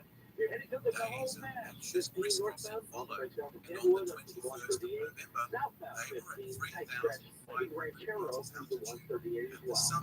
Michael Bryan, KFI in the sky. Pacific Palisades along Pacific Coast Highway northbound just past Sunset. The right lane remains off limits. They have after a landslide and delays are jamming up all the way. Almost ready to test. Almost another for take off on the sky. Getting there faster. I'm the complexities of the human body and its ability to heal itself. That's orthopedic surgeon Dr. John Herzog talking about regenerative medicine and QC Connect. It's a very well thought out process, and they use it in all the professional teams around the world. Regenerative medicine uses healing agents from your own body, like your blood or bone marrow, highly concentrated and delivered right to the joint. By putting it in the spot where it can't normally get to, you can facilitate healing. At QC Kinetics, they are the nation's leader in this exciting field of medicine. Lasting pain relief with no drugs, no downtime, and no surgery. People are very happy to have an opportunity to get better without going through the entirety of that medical procedure. The old ways of dealing with joint pain are no longer the only ways. Learn more about regenerative options that can help you get your life back. Call QC Kinetics now for a free consultation. Call QC Kinetics 213-997-PAIN. That's 213-997-PAIN. 213-997-PAIN. It can be dangerously easy to steal your identity during tax season because so much sensitive info is all together. Before we start the annual meeting of Sean's personal info, has anyone seen Social Security number? I mean, nope. Oh, no. He's been stolen. Lifelock by Norton makes it easy to help protect yourself. If you become a victim, you'll be protected. No one can monitor all transactions, but you can save up to 25% off your first year with promo code THINGS at lifelock.com. Identity theft protection starts here.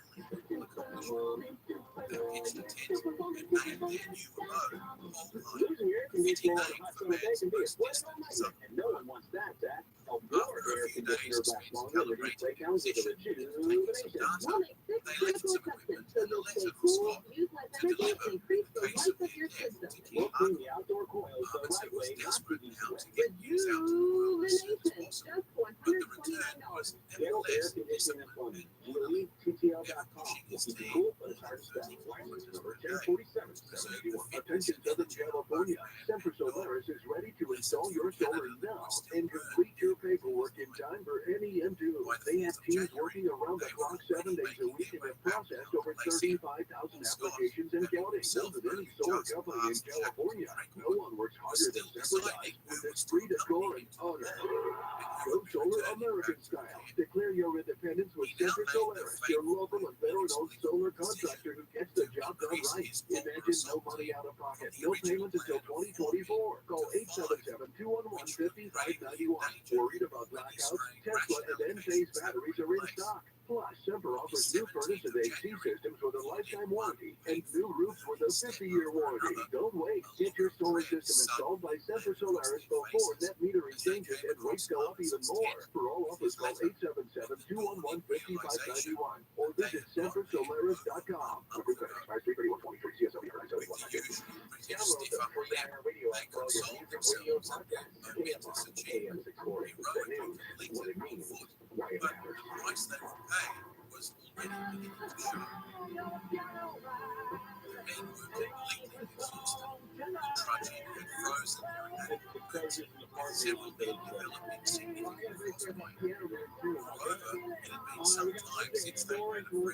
The rain's coming in. Banks are, some banks are closing. That's even worse. Signature Bank over the weekend. And also San Diego based Silvergate joined the bank up north, Silicon Valley Bank, and then about 50 million of you people are living in multi-generational homes. Dad, mom, grandma, grandpa, uncle, aunt. They got a lot of people. All right, so first, you're at the concert, you're kicking ass, you pay $82 for park. You pay cash or credit card? No, paid for it the night before, did it online, and that was the cheapest in the area. All the rest of them were higher than that. That's wild. Yeah. We had that, when we sat down, look, both of them are great artists, they, icons, yada yada. They should not be in stadiums. They should. The sound is horrible in stadiums overall in general anyway. So far it's okay, the sound wise. But Stevie Nicks was really muddy during this day. Both of them should be in small venues, residencies in like Vegas or something like that, and not trying to do an 80,000 person stadium. Right? And people pay $1,000 to see him in person in a small venue. Yeah.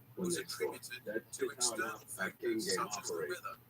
Sorry, that's going to happen every time. Every time they score, I stand. Just so you also stand. Became sacrosanct. I couldn't believe it. It's constant etiquette, man. Nobody tells you to be quiet. Right. It's gonna be really loud during songs. It's gotta be about the concert. Exactly. Or just stop talking. You can stop talking. You can be respectful of other people around you. It's flabbergasting. But that's, again, that's what happens when you get a stadium full of people as opposed to a smaller, more intimate thing where people are definitely going to enjoy music. Yeah, like Dick Clark had a theory that, if you give away tickets, the crowd sits on their hands. But if they buy them, they're really into it. Yeah, so if you pay, the more you pay for a concert, the more you're into it. And look, these tickets were actually free. That's the reason we're going to start back. So I did free tickets. Jen went on one of those Facebook groups, the local ones where people in cities they're giving away, buying, selling cheap crap, or if they have stuff. At least Claremont Connects or something like that. And she said somebody was like, "Yeah, I got these tickets. My husband and I can't make it for whatever reason. I'd like to give away." And everybody kind of put up their little why they should get them, and then got them. Wow, that's great. Was it true story or promise? No, it's not true story. Really? Yeah. I mean, it kind of was easy for Jen to talk about Billy Joel. As far as I'm concerned, that was essentially my dad. They played the same, they sounded alike. Yeah, it's my dad. Billy Joel's basically the talented version of my dad. You know, I would have known that they were giving those tickets away. I would have undercover with a sob story. Taking the night off. And that's kind of those two dudes chat. All right, a 3.1 earthquake has hit Big Bear. They, I don't know how much more bad news they can absorb up there, but a 3.1 earthquake struck Big Bear at 3:14 about an hour and a half ago. So if you felt it, indeed was an earthquake, 9 kilometers deep, and thus far, no reports of KFI 24-hour news for President Biden Trudeau trip to California and Nevada in a started in San Diego today, where it says Australia is buying nuclear-powered subs from the U.S. to modernize its fleet. 20 million people from New York to Boston are under winter weather alert as heavy rain, strong winds, power outages, and coastal flooding are expected to hit over the next 36 hours. And everything, everywhere, all at once. One thing at the Oscars last night, taking on 7 trophies, including Best Picture, Actress, Supporting Actor and Actress, Director, Original Screenplay, and Cloudy Cool tonight. It's a rain midday tomorrow, midday Wednesday, and some clouds and a bit of warmth after that. Tuesday weekend. This report brought to you by Blindster.com. Things are slow in Carson. The 91 East delays are filling in at Avalon. You're on the breaks ahead, finding a little bit of relief once you make your way past Lakewood Boulevard. There's more slowing through the Cerritos area. Pocket delays beyond in Anaheim from the 57 as you continue ahead towards Green River. We've got Mike O'Brien, Hollywood, KFI in the sky. So drive to the 101 Angel, 101 southbound, and up just leaving Hollywood Boulevard Sunset there. It will be bumper to bumper to downtown from there. Now the North 101, that stretches downtown into Silver Lake. East up a bit, you'll be back on the brakes from Melrose, most of the way up through the valley up to about Reseda Boulevard. It's a good little gap around the 134, 170 split, but not enough to write home about there. The 210 eastbound, yeah, but pretty much capacity now for Citrus. Yeah, there, and back off to Cucamonga, from Melbourne over to 15. Mike O'Brien, KFI in the sky. KFI in the sky. Get you there faster. I'm Angel Martinez. Hi, I'm Kyle at Blinds.com, and I sell custom blinds designed for do-it-yourselfers. Unlike stock blinds offered at big box retailers, Blinds are custom made for your windows and shipping is free. Don't hire an expensive pro, do it yourself and save big at Blinds.com. This report is sponsored by the California DMV. Did you know that many DMV tasks, like renewing your registration or starting your Real ID application, can be done online any time of day? Check them off your to-do list without a trip to the DMV. Get started today at dmv.ca.gov/online. This Satellite Eye Center offer has never been done before. This offer is for KFI friends and family like you. You can get this offer only if you're listening to KFI now. Would you like $1,800 off later? Of course you would. Satellite Eye Center is offering KFI listeners the certificate for up to $1,800 off LASIK with the friends and family certificate. I walked into Dr. Manger's office, my eyesight was 21,000. I left there better than 2020. You know, John came in my office one day, right with 9 pair of glasses on your desk. So I don't know. He said, call Dr. Manger, my doctor. And I did, and I see beautifully. Anyway, call right now and get your friends and family certificate up to $1,800 off LASIK. We can give away only 10 discount certificates to KFI listeners who schedule a free LASIK exam. You can get a $1,800 LASIK friends and family discount certificate. You must call now,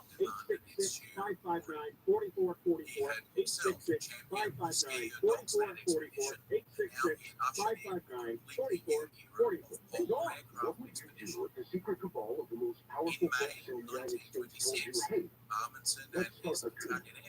Back in the 1930s, Marines, deadly bombs all that stood between the U.S. and I'm Ben Nolan. I'm Alex. And I'm Smedley Butler. Join us for this sordid tale of ambition, treason, and what happens when evil tycoons have too much time on their hands. Listen to Let's Start a Coup on the iHeartRadio app wherever you find your favorite shows. Attention Southern California, Central Solaris is ready to install your solar now and complete your paperwork in time for NEM2. They have teams working around the clock 7 days a week and have processed over 35,000 applications and counting, more than any solar company in California. No one works harder than Semper does with their free decor and other. Go solar American style. Declare your independence with Semper Solaris, your local and veteran-owned solar contractor who gets the job done right. Imagine no money out of pocket, no payments until 2024. Call 877-211-5591. Worried about blackouts? Tesla and Enphase batteries are in stock. Plus, Semper offers new furnace and AC systems with a lifetime warranty and new roofs with a 50-year warranty. Don't wait. Get your solar system installed by Semper Solaris before net metering changes and rates go up even more. For all offers, call 877-211-5591 or visit sempersolaris.com. Giant heat transmission fluid. Seriously? My dealers have just checked the brake. It's funny how two men who seem to have passion and personalities could diverge so much in great acceptance. So don't risk it. Take your car to the experts at AMCO. AA, MCO. Check engine light on? We'll check it for free. Restriction limitations may apply. See AMCO.com for details. I'm Mark Cope, the inventor of Navage nasal care, and I love Navage. I told you about how your nose is the body's air filter. The Navage is how it's such will help flush out allergens, viruses, mucus, and germs. And Navage will help you breathe better. But what do other people say about Navage? Like John, quote, after walking around my whole life being a mouth breather, I was excited to try Navage. I read the directions carefully, pressed the button, and oh my gosh, what a sensation.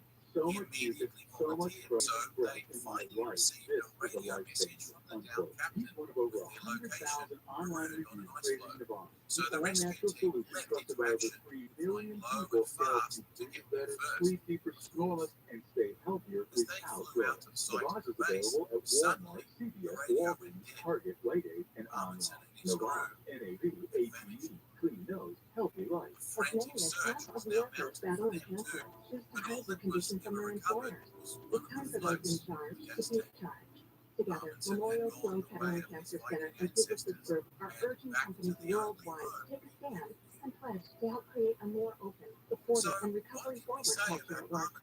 Half of us will get cancer during our lifetime, but we all have a role to play. Sign your pledge today at workingwithcancerpledge.com and follow hashtag WorkingWithCancer on social media. The Supreme Court can only do some magnificent job for Congress to do, but we see how dysfunctional Congress has been in the last decade. And self-serving. Gary and Janet wait for the hundreds of millions of dollars to be thrown through the lobbyists, and they're going to come out with some watered-down version of what was supposed to be good legislation. Live 9 to 1 p.m. on KFI and on demand anytime on the iHeartRadio app.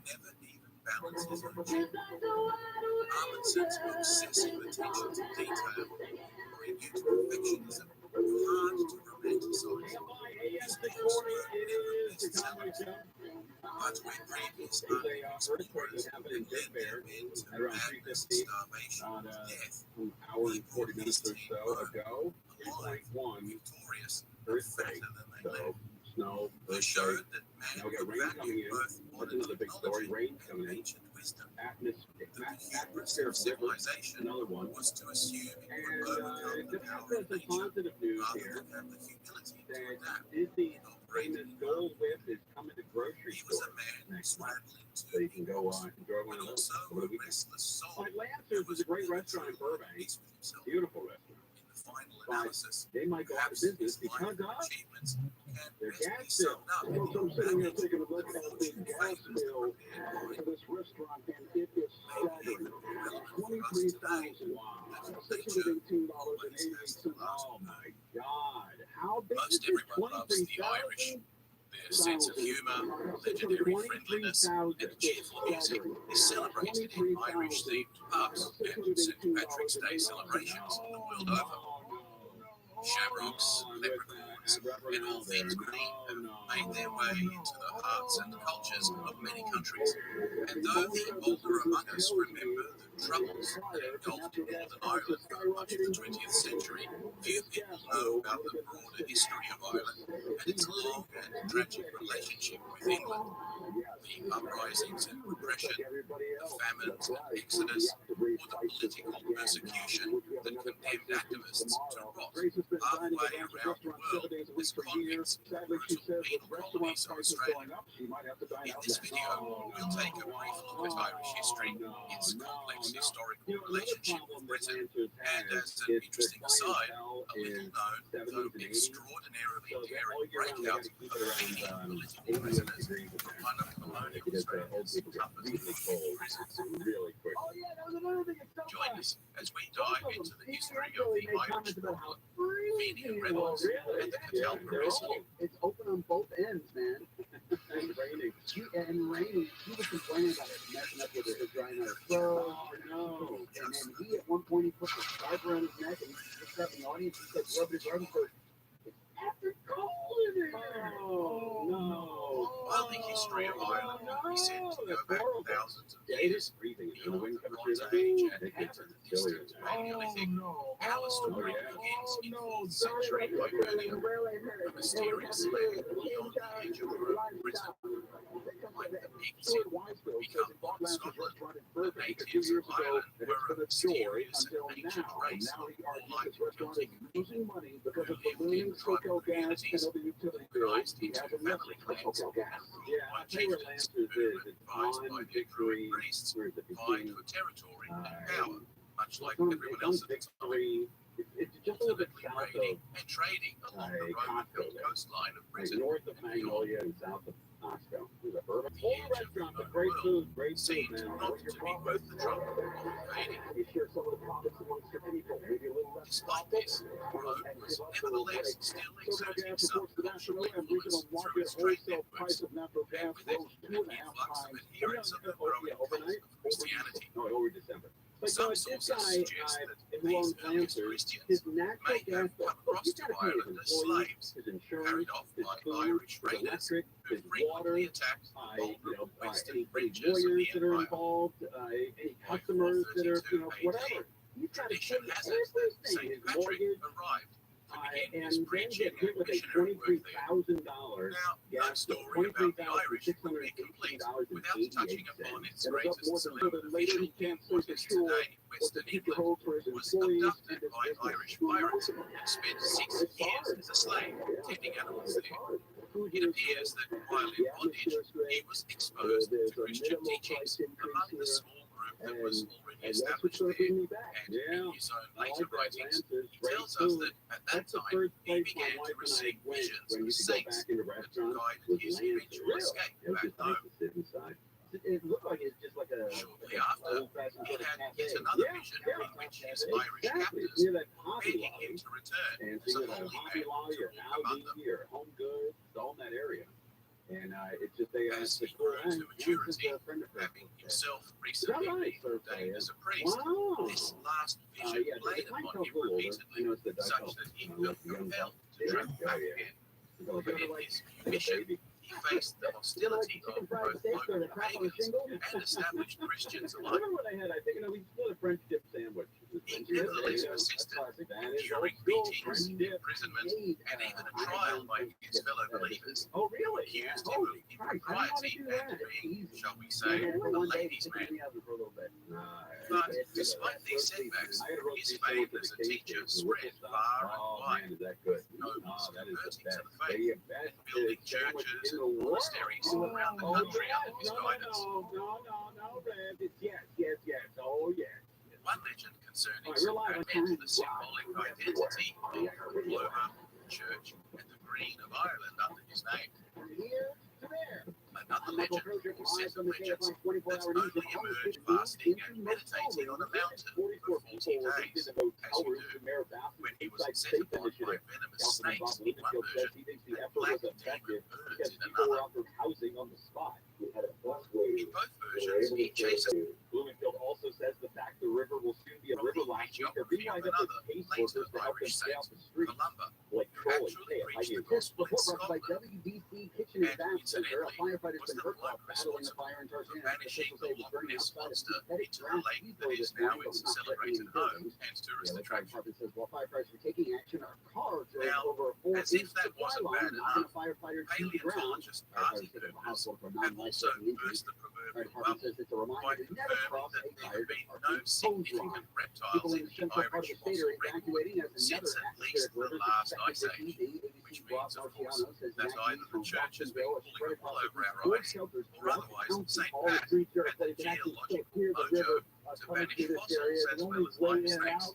Did I mention they make good whiskey in Ireland? High water military grade vehicles or by boat. Apart from the purely miraculous, Patrick and possibly his predecessors introducing alphabet and codifying many of the laws that had hitherto been passed down by oral tradition, now travelled the other way, back to the continent during the early Middle Ages, when Roman society had collapsed under the dominion of marauding nomadic invaders.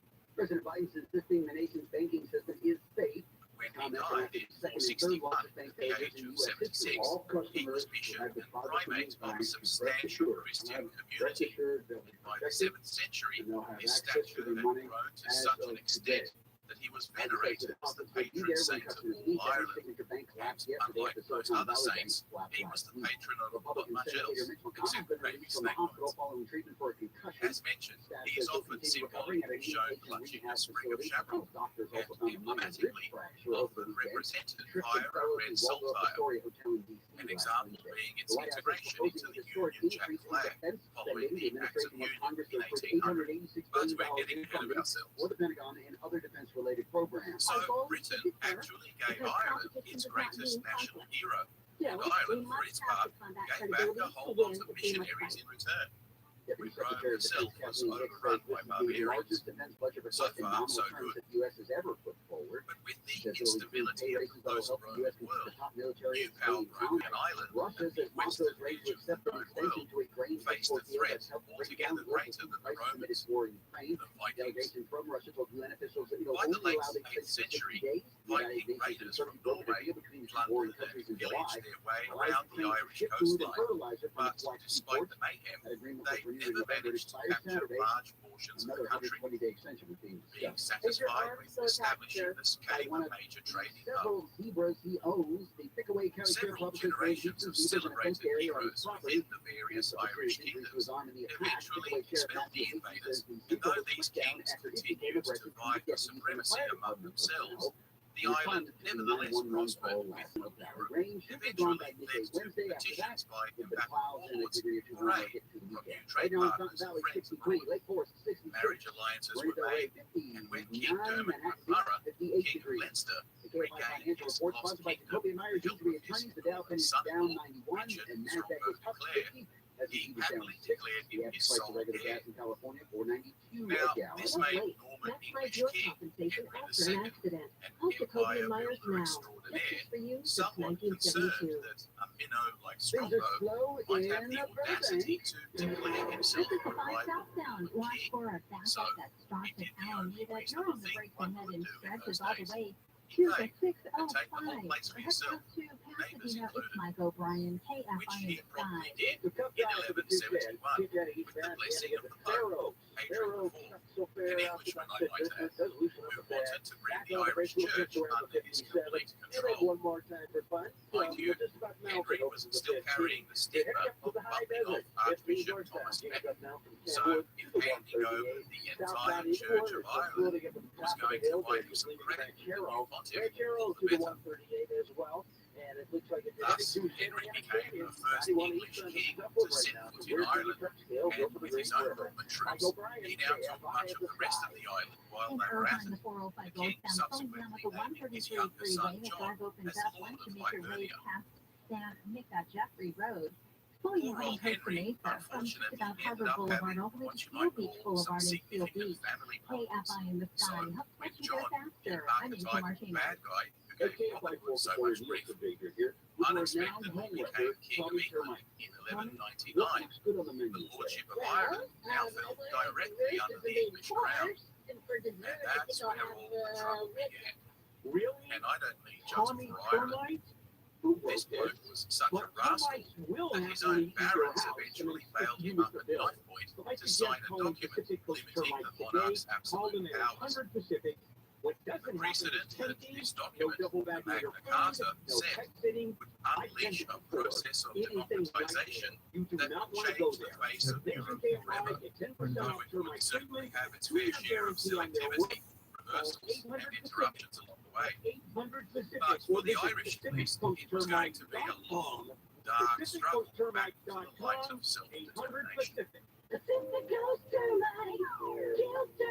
Over the next couple of centuries, English kings tried to consolidate their grip on Ireland by alternating between bribing, battling the native Irish lords in the countryside. But they were also particularly keen to erode the influence of assimilated Norman lords, who, with their Celtic extended families, still posed a threat to the control of London. These integrated Normans were themselves drawn at times to assimilate the Irish to maintain their own distinct organisation, such that the country was engulfed for some time in continual strife and disorder. By the end of the 14th century, local Gaelic lords had nevertheless managed to become a significant threat to both these established Normans and their cousins from England, especially after the Black Death crime in 1348. Most of the Anglo-Norman population at the time lived in densely populated urban centres and were quickly wiped out by the plague, while the Irish were more generally dispersed throughout the countryside and escaped the worst of it. Word this weekend. By the end of the 15th century, of the Roses, Irish lords and their integrated Norman allies had regained the entire island, with the exception of the region around Dublin, known as the Pale, outside of which the English had basically lost all control, and from which the phrase "beyond the Pale" was derived. A century later, in the Tudor King of England, Henry VIII, concerned about a rebel Yorkist nest in his diminutive holdings at Dublin, coupled with the threat of growing power within the Irish Fitzgerald dynasty, decided to reassert English control, ostensibly to prevent a potential invasion from his rear.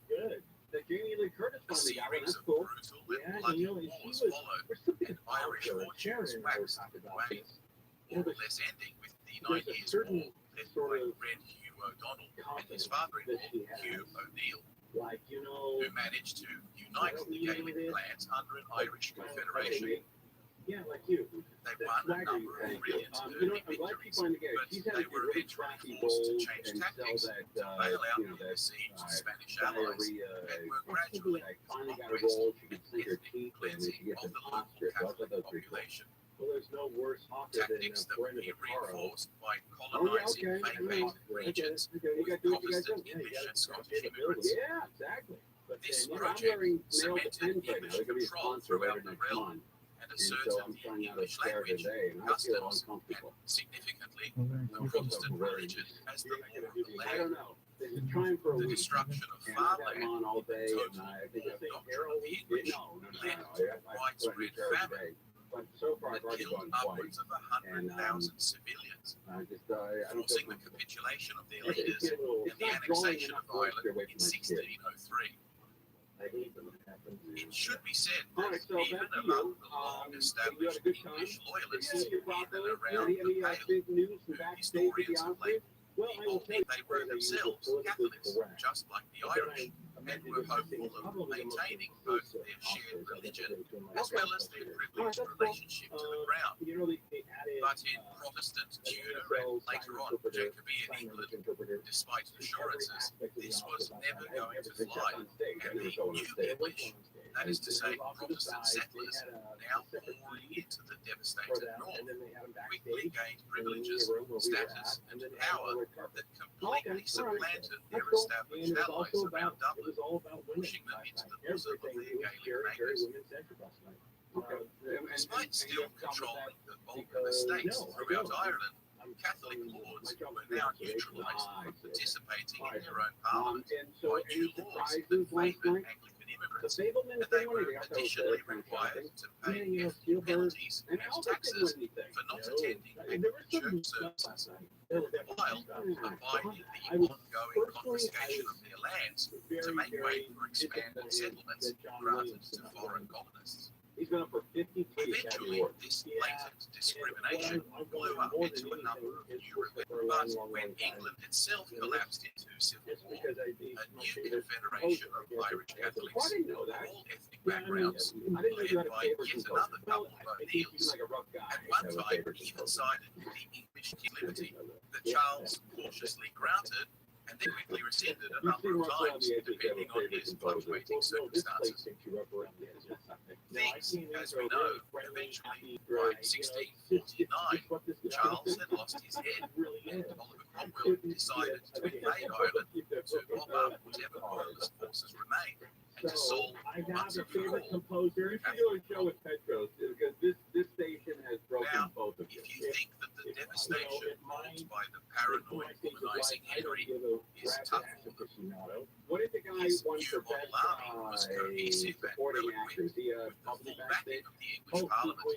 In just 3 years, they had managed to pillage and murder their way across the entire country, burning everything in their wake, which provoked such a famine that by the end of the conflict, hundreds of thousands of people had perished of starvation, disease, a third of the entire population of Ireland, most of whom were unarmed peasants and had barely recovered from the plague of preceding centuries. And then the key point one, A wave of dispossession laws were now enacted in favour of fresh Anglican settlers who were awarded estates and titles, while the now landless Catholics were reduced to marginal reservations or shipped out as indentured servants to far-flung American colonies, effectively to be used as slave labour.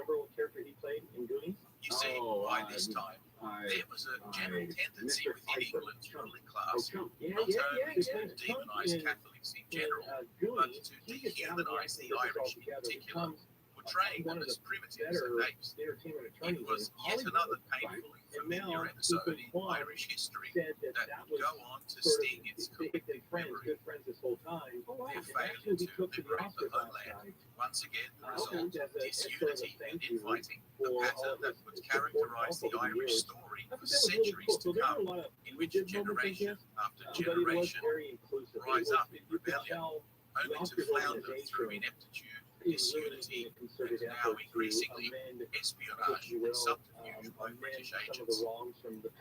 Okay, good for But them. all this disquietude was nevertheless exactly foretold on the British Treasury too. So when in 1691 yet another uprising occurred that supported the rebel Jacobite cause, Westminster finally offered the Irish official religious tolerance and a right to keep their property.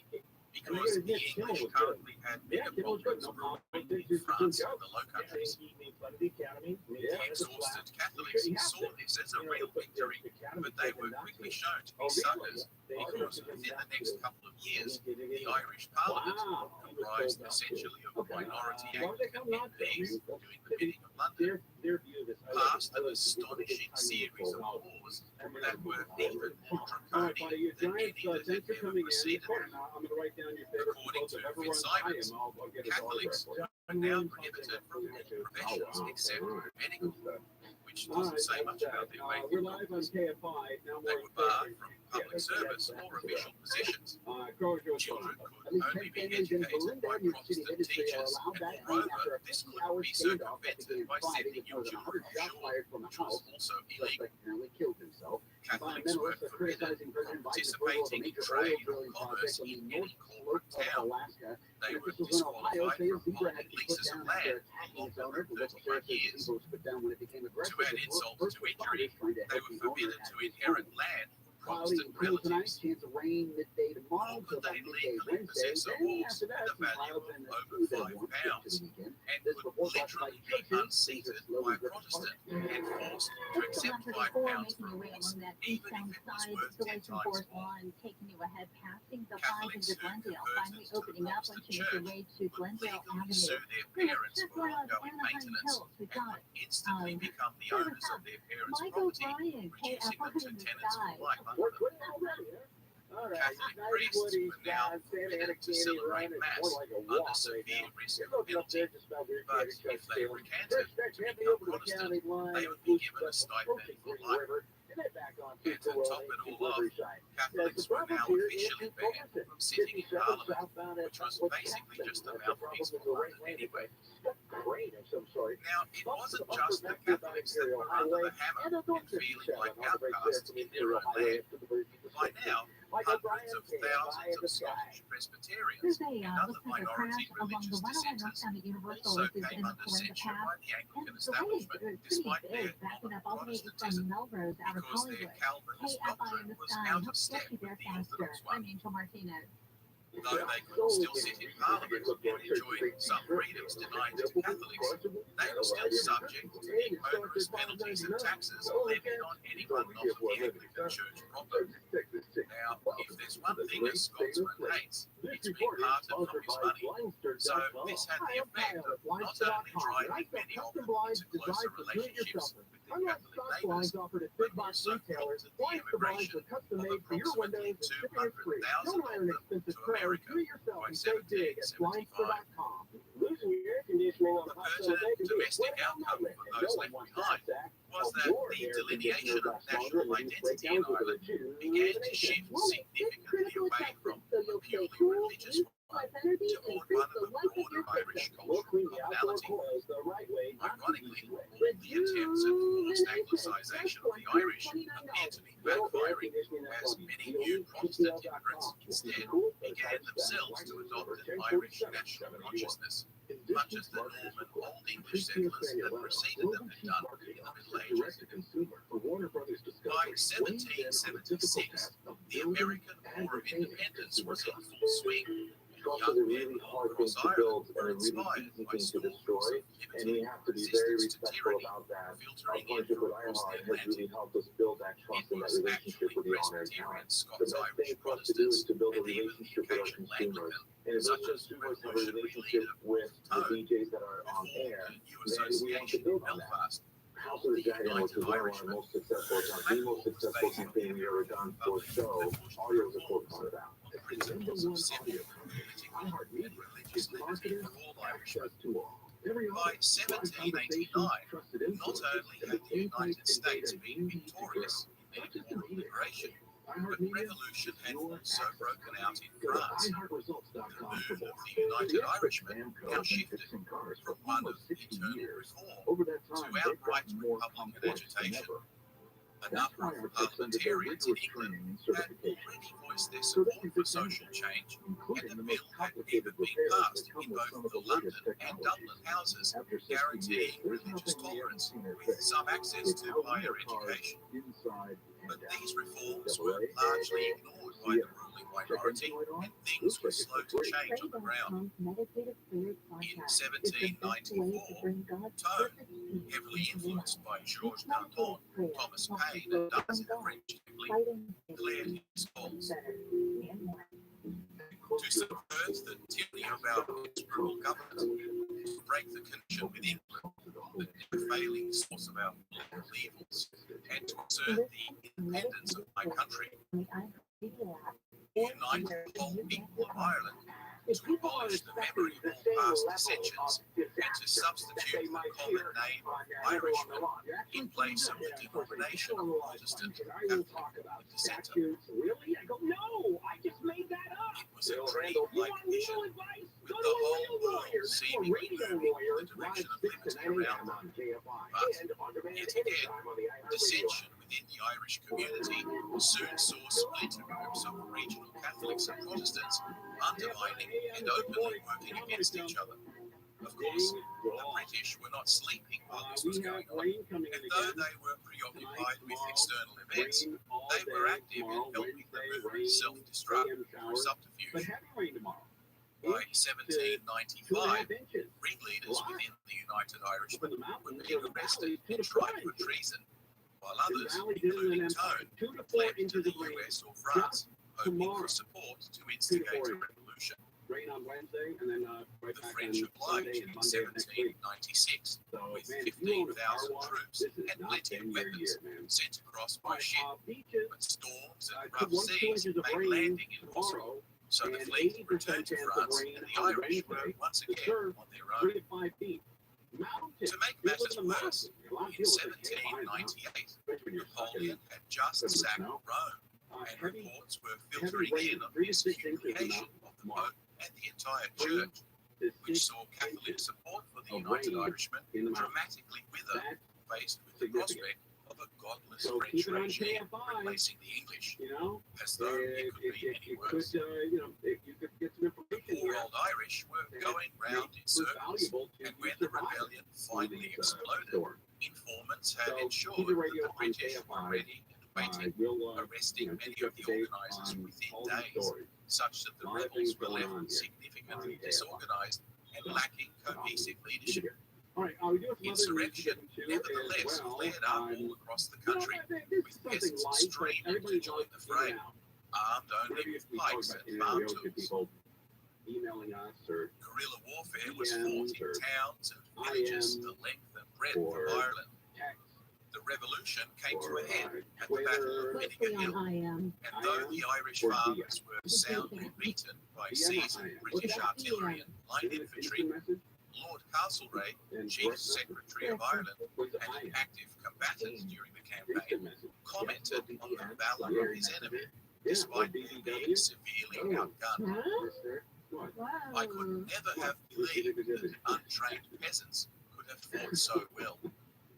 The French eventually managed to land a few thousand men, but they lacked support and adequate reinforcement, so were eventually defeated, and the whole rebellion collapsed by the end of the year. Some English parliamentarians, meanwhile, frustrated by the ongoing turmoil in Ireland and a real concern about a potential French base so close to home, now pushed for an act of union that would place Irish affairs strictly under the control of London and bypass all. It didn't take long, and in 1800, the Irish Parliament, basically run by a hard-line Anglican oligarchy, abolished itself in the Acts of Union that formalised the creation of the United Kingdom. Part of the outcome of this union was that laws that affected Ireland were now made directly out of London, where they had limited MPs to represent them. And if you recall, these MPs were not exactly culturally representative of the majority of its constituent population. Fresh Anglo-centric laws now prohibited any trade competition from Ireland that would disadvantage English markets. Dispossessed Irish tenant farmers were forced to sell their produce at low fixed rates, so trade and profits basically flowed one way, and the farmers found themselves in perpetual debt, with many being violently evicted and left destitute. Ireland was soon reduced to the equivalent of a colonial resource, fit only for exploitation. Mass starvation, a recurring theme by now, followed soon after, while for those who survived by their wits, prison and transportation for life to far-flung penal colonies was implemented as a method of both eliminating the poor and harnessing a source of quasi-slave labour. Others felt they had no choice but to take the king's shilling and join the British Army purely to escape poverty and persecution. They were soon shipped off to foreign lands to fight other oppressed people in battles of colonial expansion. Unsurprisingly, even in places as far away as Sydney, Irish convicts who were, for all intents and purposes, political prisoners condemned to a life in servitude would occasionally rise up to revolt, such as in the Battle of Castle Hill, while those serving in the army also periodically mutinied, sometimes en masse, as happened in Newfoundland in 1800, or even in the Royal Navy in 1797. By the 1840s, a succession of unusually severe rainy seasons saw the appearance of a fungal blight that caused the rotting of potato crops, the staple food of peasants, all over Ireland. He says his shop saw a blood vehicle standing already living well beneath the poverty line. Some estimates have suggested that over a million people perished in the resulting famine. Now he's got another 2 million to emigrate to the United States, or Australia, or anywhere else they could escape to. Though the government strenuously denied it, eyewitness reports abounded of thousands of tons of crops being shipped to English markets every single day by opportunistic estate owners cashing in on a sudden trebling of prices, while the population starved for crops. We are seeing potholes. Appeals and protests were quelled by troops, while influential English newspapers, fully aware of the scale of the disaster, passed off the famine in Ireland either as divine punishment for their own wickedness, or otherwise as not our problem. The media typically portrayed the Irish as drunken, unruly, and hateful, in contrast to other residents whose noble duty it was to rule and civilize them. Charles Trevelyan, head of the UK Treasury and chief of official government relief operations, was reported to have said that the famine is simply a mechanism for reducing surplus population. His very public hatred of the Irish made him an astonishing choice to head Westminster's humanitarian program, which he stalled and delayed on a continuing basis. Even more incredible is that he received a knighthood for his trouble, but in Ireland today, he is viewed as a villain, second only to Oliver Cromwell. That's not on their to-do list.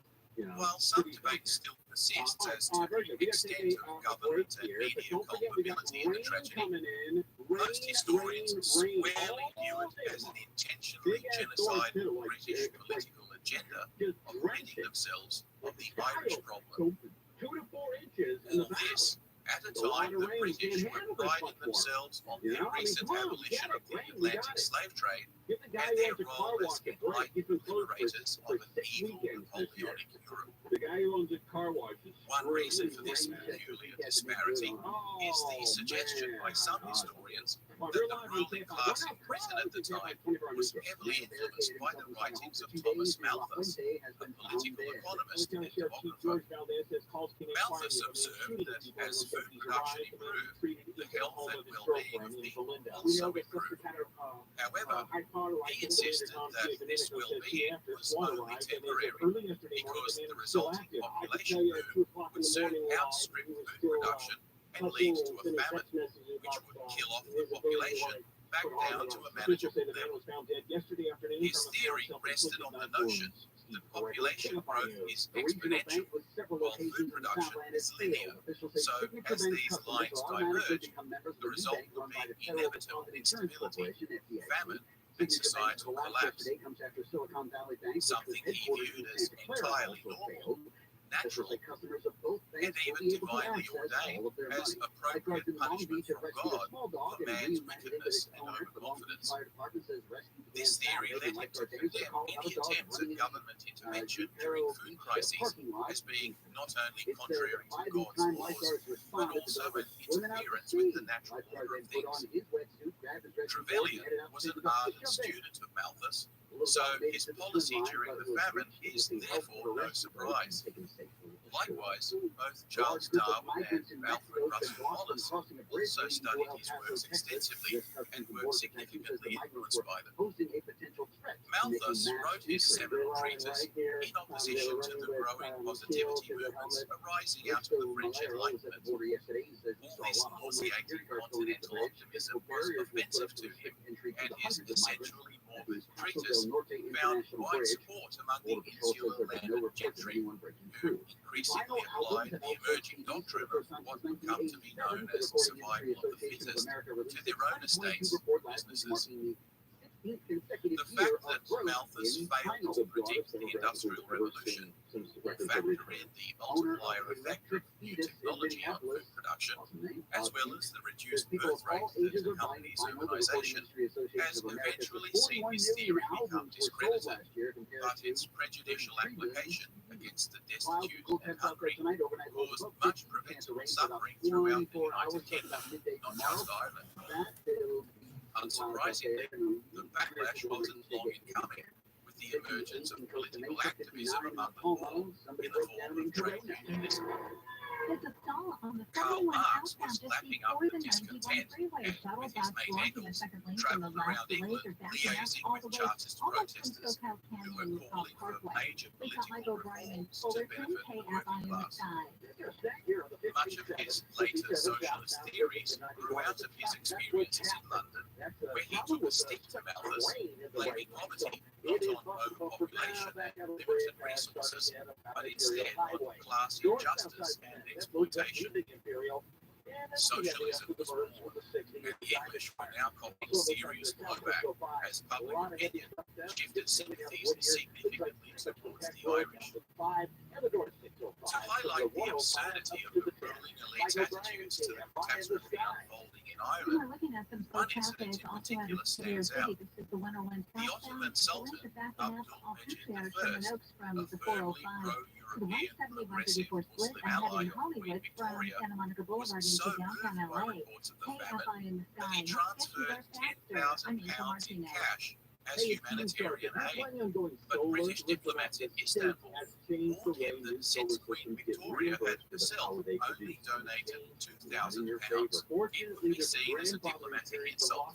So they advised him to reduce his aid to only £1,000 in order to avoid a scandal. He nevertheless clandestinely sent several ships laden with food and supplies, which apparently had to run the gauntlet, passing major Irish ports to offload them in Drogheda, whose grateful citizens commemorate his act of charity to this very day, even twinning their football club and its colours to a Turkish one. Not surprisingly, those few emaciated Irish that were too weak, destitute to leave, and frustrated at yet a further reduction in Catholic voting rights despite their nominal emancipation, began to agitate for a repeal of the Union with Britain altogether, and reignited the previous generation's dreams of home rule as an independent republic.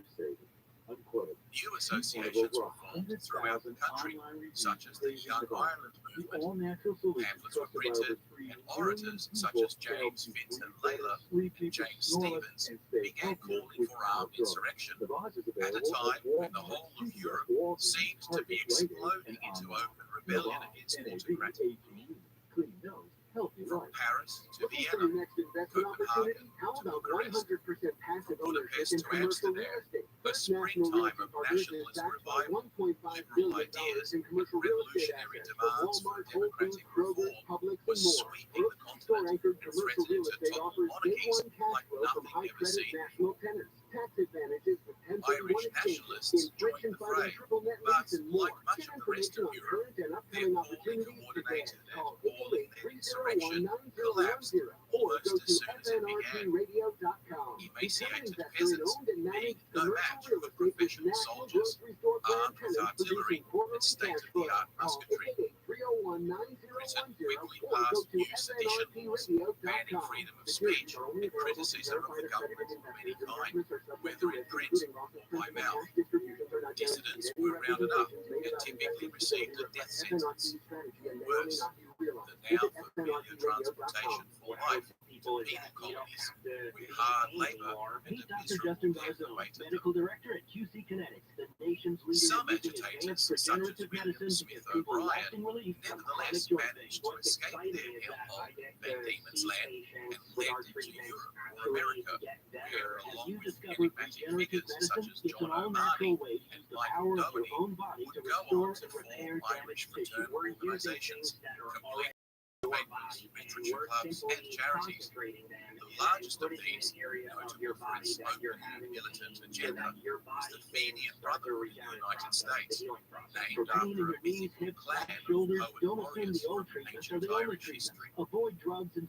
Stevens, now persona non grata, managed to abscond to Paris, where he was absorbed into French intellectual and literary circles, and exposed to egalitarian fraternal societies such as the Freemasons. Here he began to formulate the idea that if Ireland was ever to attain its freedom, its liberators needed to infiltrate the British system by emulating the structure and mystique of these secret societies, which had apparently played significant roles in the liberation of the United States, France, and practically most of Latin America oppression. It's this He quietly returns to Ireland 6 years later and travels the countryside in Quito, preaching to small groups of gathered patriots, eventually forming what came to be known as the Irish Republican Brotherhood, and setting up a system of independently operating circles, each with limited knowledge of their superior chain of command, in order to safeguard operational secrecy.